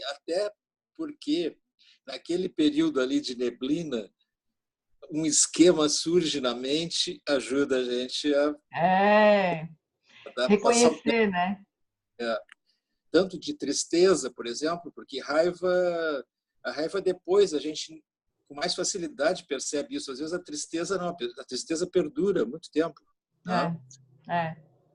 E a Mas a gente raiva, Alfredo, você deve saber, você deve ter pacientes assim também, que não se reconhecem, né? Como as pessoas que sentem raiva, assim.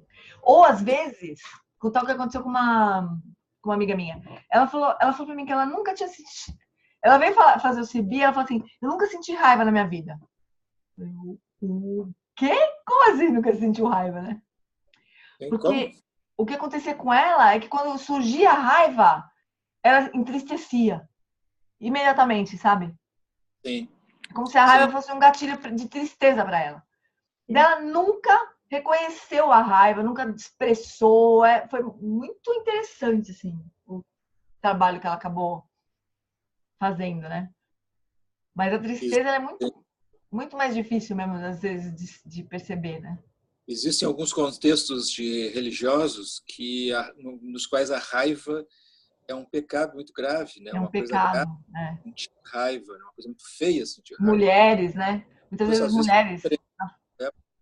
é muito assim, tristeza é uma coisa nobre de sentir, mas a raiva Uhum. fica como algo. Está autorizada a se sentir triste, né? Mas com raiva não, né? Com certeza. Tem isso sim.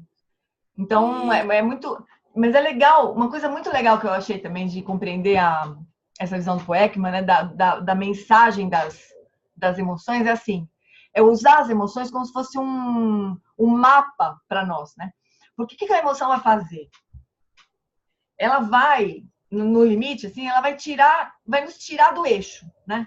Vai nos perturbar, né? Então, quando surge uma emoção, é como se aquele evento, né? Ele estivesse falando assim para nós: olha, tá vendo aqui, ó? Aqui você vai espanar. Ó, tá vendo aqui? Aqui você vai ficar triste. Tá vendo aqui? Aqui você vai sair correndo. Tá vendo aqui? É como se ele ficasse mostrando as nossas fragilidades, né? Sim. Aquilo que vai nos perturbar. Em vez de a gente olhar, eu sempre brinco assim, que é como se as emoções a gente tivesse um monte de botão, né? Na gente, assim. Aí as pessoas vêm, pim, aperta o botão. Aí fala assim, sabe uma coisa? Nunca mais eu quero ver sua cara, tá? Tá. E a gente acha que se livrou daquilo, né? Daqui a pouco, numa outra situação, outra pessoa vai lá e pim, o mesmo botão. Que o botão tá lá. A pessoa outra, né? Outra situação, outro dia, outro, né? Mas o botão tá lá. E tem botão, que eu sempre brinco com as pessoas, tem botão que assim, é desse tamanho, tá aqui na nossa cara, assim, e ainda tá escrito assim, aperte aqui, né? Aí o nego vai lá, pé, aperta, e a gente vai brigando com as pessoas. Querendo mandar as pessoas, né? Tira do Facebook, tira do WhatsApp, mas o botãozão tá lá, aperte aqui, né? Então, assim, as emoções, elas são super preciosas pra gente se... É como se as emoções botassem um espelho na nossa cara.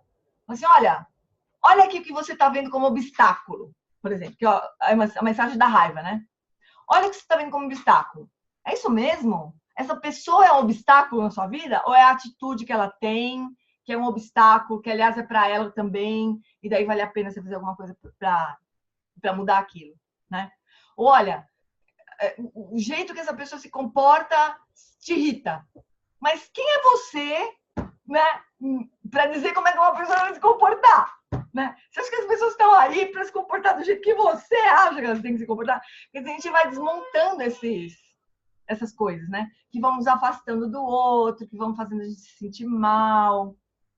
Assim, é uma preciosidade, né? Outro Compreender as emoções desse jeito.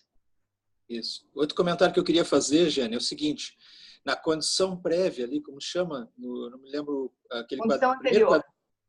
Condição anterior. Peraí só um pouquinho. Beleza, agora estou ouvindo melhor. Fala.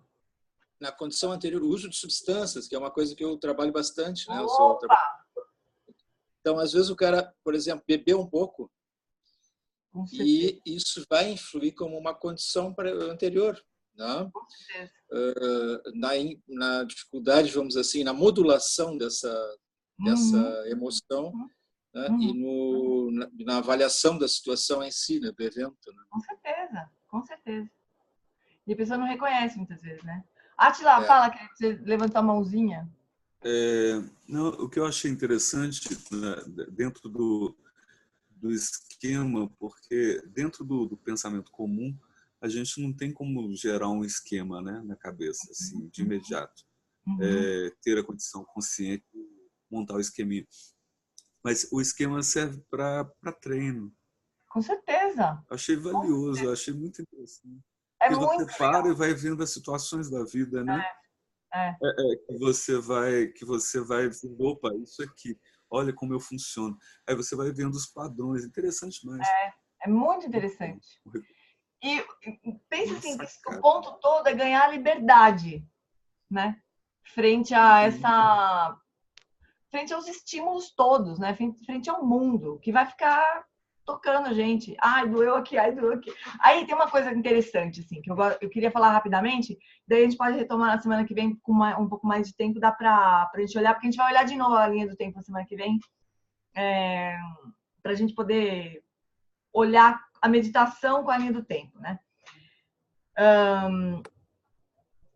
Na visão do Paul Ekman, na visão da psicologia ocidental, porque o Paul Ekman é como se ele representasse aqui a psicologia ocidental dentro do CIB, né? O Alan Wallace representasse a visão dos contemplativos, claro que muito mais profundamente a visão budista, né? E o Paul Ekman, a visão ocidental. Na visão ocidental, o desejo não é uma emoção. O desejo é uma atitude, né? Aliás, não é uma emoção que vai nos perturbar, assim, né? Talvez seja até uma emoção, mas não sei bem se o desejo em si ou a vontade, sabe, de ter alguma coisa que um pouco além de desejo É como se fosse um anseio, que no inglês é craving. A gente não tem uma palavra muito boa para isso, muito usual para essa tradução. Impulso. Oi? Impulso. Relacionado ao impulso. Relacionado ao impulso de conseguir, né? Não ao impulso de se afastar, ao impulso de se agarrar em alguém, alguma coisa, né? Então, na visão budista, o apego, essa família aí de apego, tentar se agarrar, é uma baita confusão, né? Um baita problema na visão budista, né? E na visão ocidental, a gente mais ou menos que acha bom isso daí. A gente acha que é uma coisa que move, né? Desejar as coisas. Na visão budista também, não é ruim, não é negativo em si, né? Mas quando isso vira uma aflição da mente, quer dizer, a mente se perturba, porque o budismo tem uma visão muito mais de dentro para fora, assim, né? Vamos dizer assim, porque, obviamente, os contemplativos observam a mente deles mesmos, né? Então, o conceito de aflição mental no budismo é algo que distorce a mente, que perturba a mente. E o desejo perturba a mente, né? Quando a gente quer muito alguma coisa, aquilo perturba a nossa mente. A gente, por exemplo, pode ficar obcecado com alguma coisa, né? A gente nem enxerga mais.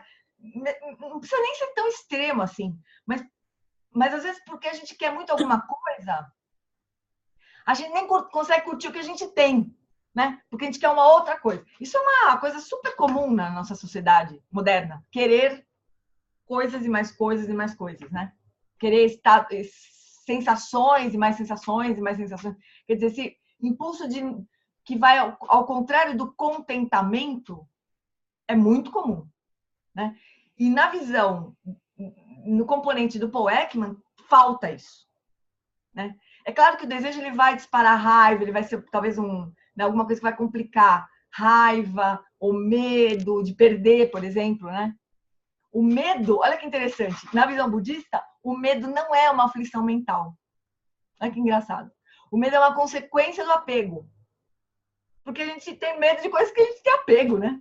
Tem medo de perder, tem medo de acontecer alguma coisa com a gente, por quê? Porque a gente tem apego à própria vida, né? Medo de perder alguém, porque a gente tem apego àquela pessoa. Então, o medo não é uma... Eu me bato com isso no budismo, para falar bem a verdade. Eu não consigo entender isso, né? Mas a explicação que o Alan Wallace me deu, outro Geshe me deu, é que o medo é uma consequência. Ele não é uma aflição central, uma aflição primária. Ele é uma consequência. Interessante. Mas o apego é uma grande coisa na visão budista, né? E na visão do Paul Ekman, não. Então, eu acho que falta, sabe, no CB. Eu, como aluna do Alan Wallace, como, né, professora mais ligada ao budismo, assim, né?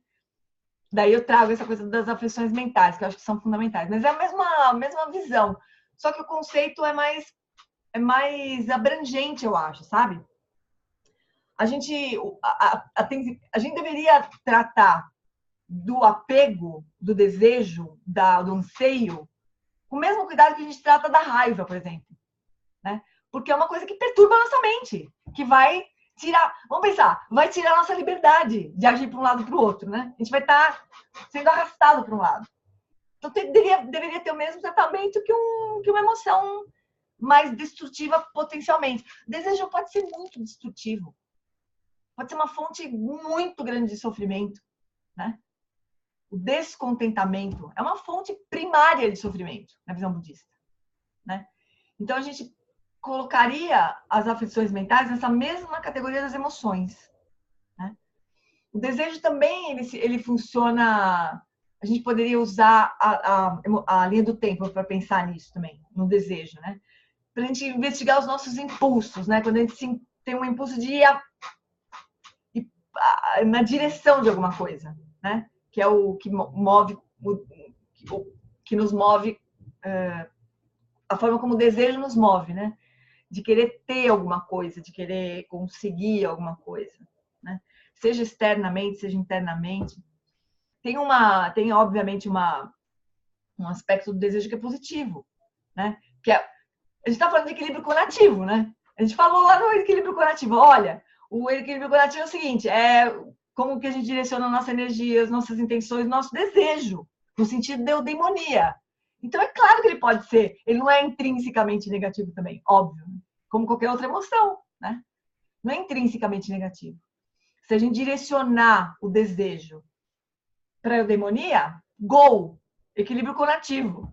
Se isso virar uma coisa obsessiva, gol contra, né? É um desequilíbrio conativo, né?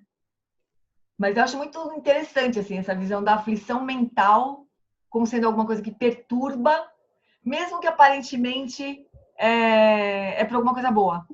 Mas se perturbar, se tirar nossa liberdade, merece ser olhado, né? Esse é o ponto final, assim, que eu queria falar para vocês.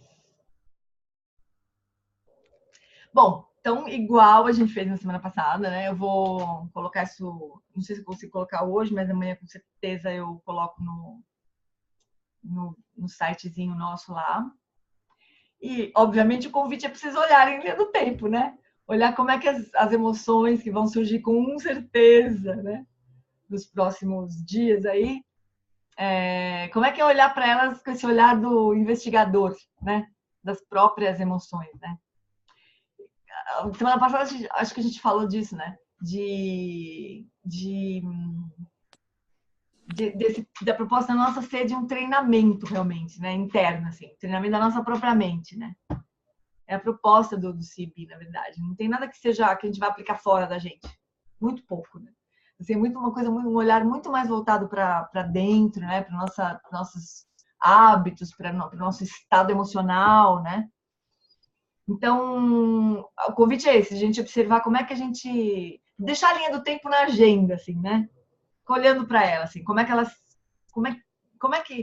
andam as nossas condições anteriores, né? Será que a gente está trazendo aquela consciência de deixar o corpo falar em estado natural?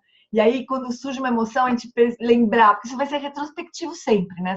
Essa avaliação, assim, ela vai ser sempre retrospectiva, né?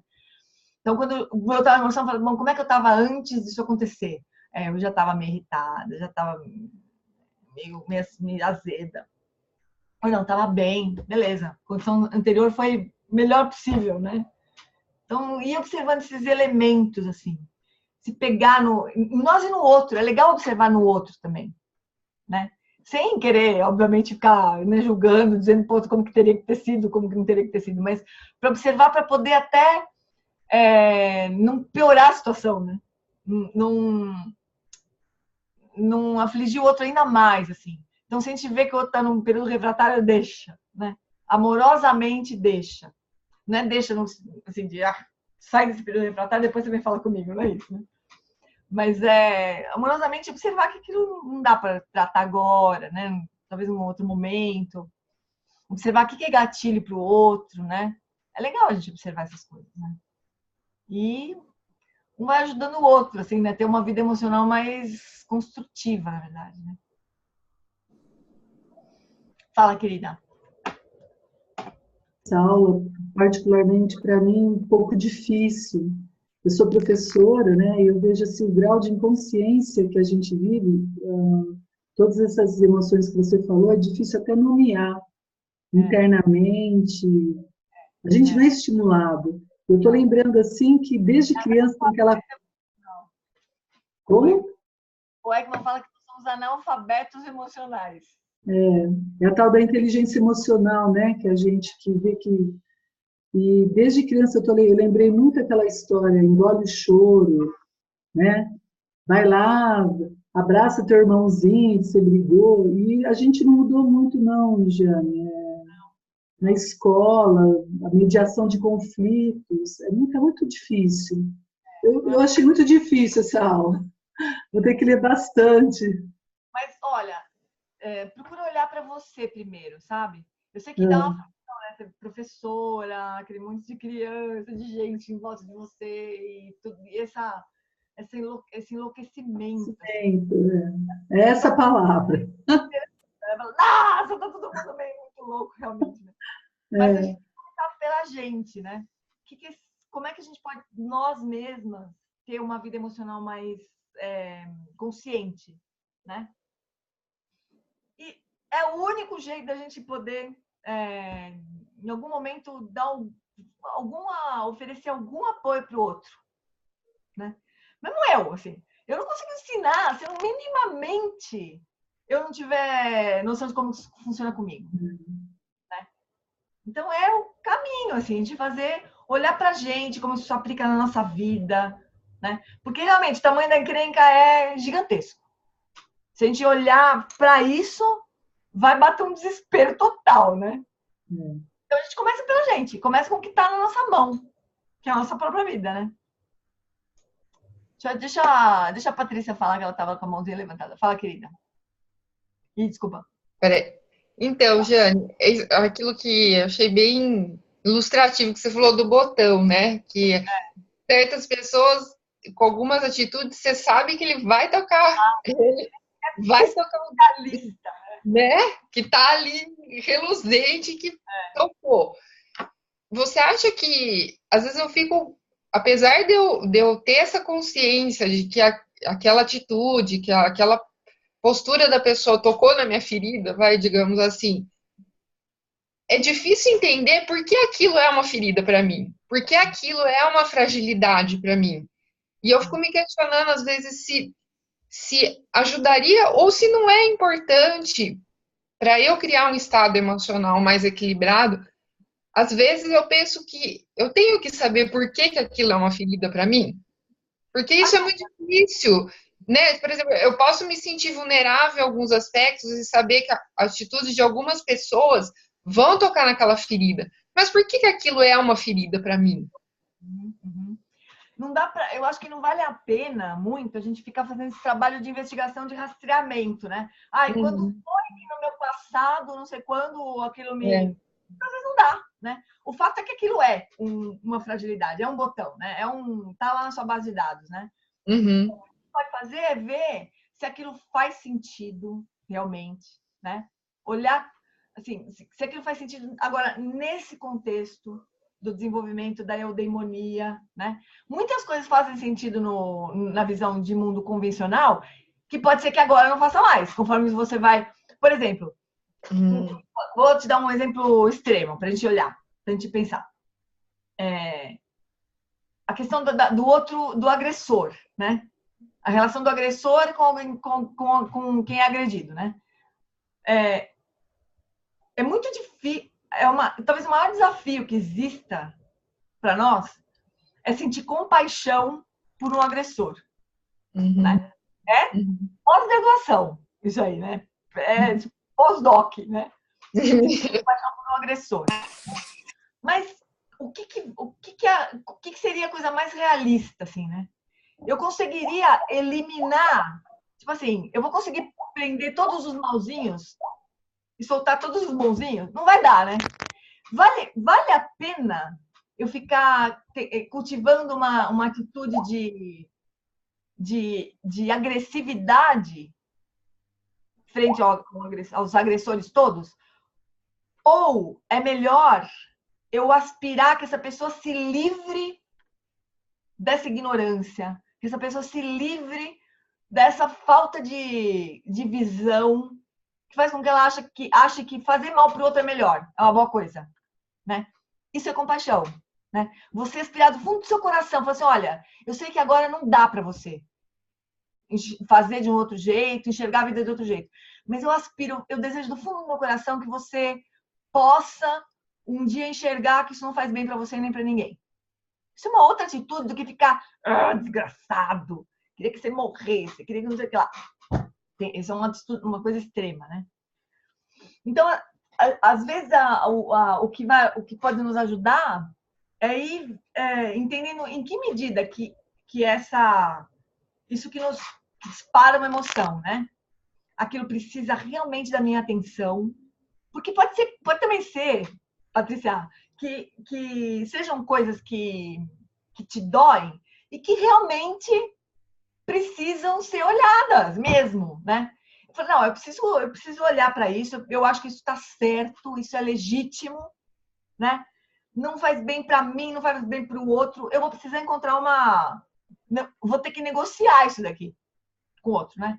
Você pode ter uma conversa. O ponto não é deixar de tomar atitudes com relação às coisas que nos tocam. O ponto é de que lugar que a gente vai tomar essa atitude, né? a emoção ela não é uma boa hora. Enquanto a gente está nesse, sabe? Não é uma boa hora. Né? E quando você está fora dela, você pode olhar com mais clareza. Falar assim, olha, essa atitude dessa pessoa, ela não é positiva nem para mim, nem para ela. Né? Se ela, enquanto ela agir assim comigo, ela possivelmente vai agir com outros e um dia ela vai se isolar, porque ninguém aguenta. Então, eu vou ter uma conversa. E tudo bem, você vai ter essa conversa com a pessoa e pode ser que ela não concorde contigo. E fala assim, olha, sabe uma coisa? Que se dane você. Eu não concordo. Tá bom. Né? Mas aquilo... Outra coisa também é que às vezes a gente tem que evitar o evento também, sabe? Também vale. Uhum. Porque pode ser que naquele momento a gente não consiga lidar com aquilo, né? Então a gente toma uma distância assim estratégica, né? Não que a gente elimine aquela pessoa porque o problema é a pessoa, não é. Tem uma coisa minha aqui, mas que nesse momento eu não estou conseguindo lidar, né? Pode ser que daqui a tempo você tem uma outra ideia, né? E aquilo fica mais fácil. Você traz aquilo de novo, ó, vamos ver como é que você tá agora, né? É uma estratégia também essa, sabe? Do que você... É melhor do que você ir caindo sempre naquele mesmo, sabe? Naquele mesmo ponto que você cair de novo. Ai, tô me sentindo mal outra vez. Isso aqui. Aquilo vai atrapalhando ainda mais a tua base de dados, né? E eu vejo assim que isso pode levar, isso funciona, isso é muito forte em mim, num processo de culpabilização, de autoculpabilização. Pois é, isso não é bom. Porque aí fica naquilo lá, mas por que essa emoção causa, por que se eu tenho esse botão em mim? E aí você entra numa aflição mental de querer ficar buscando resposta e se culpando, né? Por que isso é uma ferida em mim? E isso é horrível, né? É uma aflição muito grande, né? É uma ferida em você. Então, você tocou um ponto super importante. Todo esse trabalho de investigação, ele tem que ser um trabalho de amor mesmo, assim, pela gente mesmo, sabe? Verdadeiramente compaixão, porque assim, você autocompaixão também, né?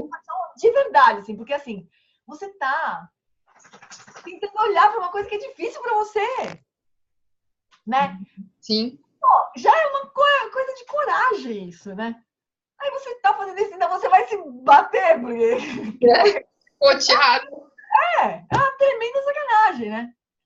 Então a gente tem que entrar nesse trabalho do nosso próprio lado, assim, sabe? Tipo, eu tô olhando para isso porque eu realmente quero olhar melhor para esse ponto da minha vida, eu quero desenvolver outras possibilidades, né? Então eu vou me ajudar, né? Pode ser que agora eu não consiga, tudo bem, as coisas mudam, né? As situações mesmo mudam. Às vezes acontecem coisas que a gente nem conseguiria planejar, mas que causam uma mudança na nossa visão. E daí o mesmo evento que antigamente era insuportável, você já enxerga de outro jeito. Então, a gente tem que contar com isso, né? E ter uma atitude ultra amorosa com a gente mesmo. Né? Porque definitivamente chicote não ajuda ninguém nada nunca em nenhum momento. Né? Então é ir devagar também, né? Tem coisas que vão ser mais difíceis, a gente vai deixando um pouco para depois, né? Mas não, eu vou nadar no rasinho, vou aprender a nadar no rasinho, daqui a pouco eu vou pro fundão, né? Mas atirar no fundão e ainda por cima se bater porque não aprendeu a nadar, não conseguiu nadar, não vale, né? Não vale. Não vale. Proibido. Obrigada. Márcia, você queria falar? Fala. Você tem que soltar o seu microfone. Legal. Não, é só para complementar o que a Adriana estava falando sobre a dificuldade, né, da gente identificar as emoções, etc. Comigo, uma coisa que começou a funcionar muito bem foi a observação dos sintomas físicos. E eu aprendi em mindfulness isso e aí fez bastante sentido. Comecei a perceber, realmente, você começa a sentir, né, o coração acelerar, aquela ansiedade na boca do estômago. E aí comecei a ver nascendo, né, essas sensações. E é muito engraçado, né? Porque eu sentia isso a vida toda e não fazia a menor ideia do que era. E aí agora você fala assim, nossa, muito estranho, né? Esse cara, como que eu não me conhecia? E fez bastante sentido, assim, bastante diferença essa observação dos física mesmo. Com certeza. Aí, talvez seja uma sugestão aí para começar essa auto-investigação. Faz parte daquelas mudanças físicas ali, né? Sim. Na linha do Ekman, né? Agora, uma coisa que também é uma saída direta dos processos todos, né? Que é um benefício da meditação, é que a gente se desidentifica um pouco dos processos emocionais todos também, sabe? É como se a gente não desse mais tanta solidez para os processos emocionais, de uma forma geral, assim. É tipo um remédio para todas as emoções, né? É tipo assim, eu não sou essa pessoa que tem raiva, blá, blá, blá. Eu sou muito mais, né? Mas isso não é uma questão conceitual. É uma cognitiva, assim, né? Só. É uma experiência mesmo, né? Porque conforme você vai aprofundando na prática, você vai vendo que você consegue se descolar mais fácil das emoções e tratar das coisas de um jeito mais... com uma perspectiva melhor, né? Mais, realmente menos misturado com tudo aquilo, né? É difícil quando você está completamente identificado com a emoção, é muito difícil, né? Parece que você já está agarrado, alguém já te agarrou e já está rolando ali, né? Então, a prática, eu acho que isso é uma grande sacada, assim, e o grande apoio que as práticas de meditação nos dão na questão emocional, né? De a gente poder observar, como se fosse criar criar não, identificar dentro de nós esse lugar onde a gente pode observar essas coisas todas acontecendo. Fala, puxa, tinha uma professora que falou assim, olha só, minha mente está com raiva. Sabe, tipo assim, não sou eu que estou com raiva, não, minha mente está... Porque é um fenômeno mental, né? E nós não somos a nossa mente, propriamente, né? Nós somos a consciência de todos esses fenômenos, mas não os fenômenos em si. Então, se ganhar esse espacinho, assim, é uma ajuda, assim, transversal, assim, né? Vai ajudar em todos os processos. Que vai, às vezes, também vai ficar até meio desnecessário a gente ficar investigando tão profundamente de onde aquilo veio. Porque isso pode não ter fim, né? Esse processo de edição, né? Eu tenho um amigo psicanalista que é praticante também, ele falou uma coisa super bonita para mim uma vez, né? Ele mesmo estava com dificuldade de ligar as coisas, né? Fala, putz, mas para meditar, na visão contemplativa é tão simples, né? Isso não tem quase nem importância, né? A gente é que se agarra com aquilo e tal. Mas não, na psicanálise não, aquilo é importante, você vai investigar, E ele falava assim para mim, ele tinha essa questão. Aí um dia ele falou para mim, sabe, eu cheguei num acordo com a psicanálise, entre a meditação e a psicanálise. Ele falou assim, a psicanálise vai nos ajudar a editar a nossa história, assim, né? Até chegar numa história possível, né? Que aquilo já não seja tão insuportavelmente confuso, assim, tão difícil de compreender. Ele fala, nós vamos chegar numa narrativa possível. Eu achei isso bonito. Porque a psicanálise, obviamente, que tem o seu papel, né? Só que na meditação, quando você chega nessa narrativa possível, você solta essa narrativa, porque ela só vai te aprisionar. Você fica com a emoção, solta a história. Tinha uma professora que fala exatamente isso. Solta o enredo. Né? Esquece que aquele... mas eu tô assim porque o fulano de tal, quando eu era criança, fez não sei o quê. E aquilo vai ficando gigante, né? Então, tem uma hora que a gente pode simplesmente soltar a história. E ficar só com a experiência. E ela vai passar muito rápido. Mais rápido do que a gente pode imaginar. Né? Aí a gente pode olhar para a situação e ver o que é realmente necessário ser feito, com lucidez, com clareza, se é que vale a pena.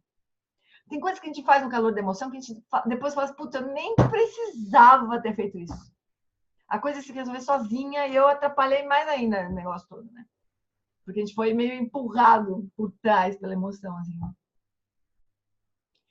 Mas isso é só o começo da conversa, né? Tem muita exploração aí para ser feita, né? Tá bom, amores? Então, lindo tempo de presente para vocês. E então, pendura no quarto, imprime, pendura no quarto, assim, deixa ali a mão, né? Para olhar assim, esse esqueminha útil. Tá bom? Então, semana que vem, se todo mundo concordar, como eu acho que sim.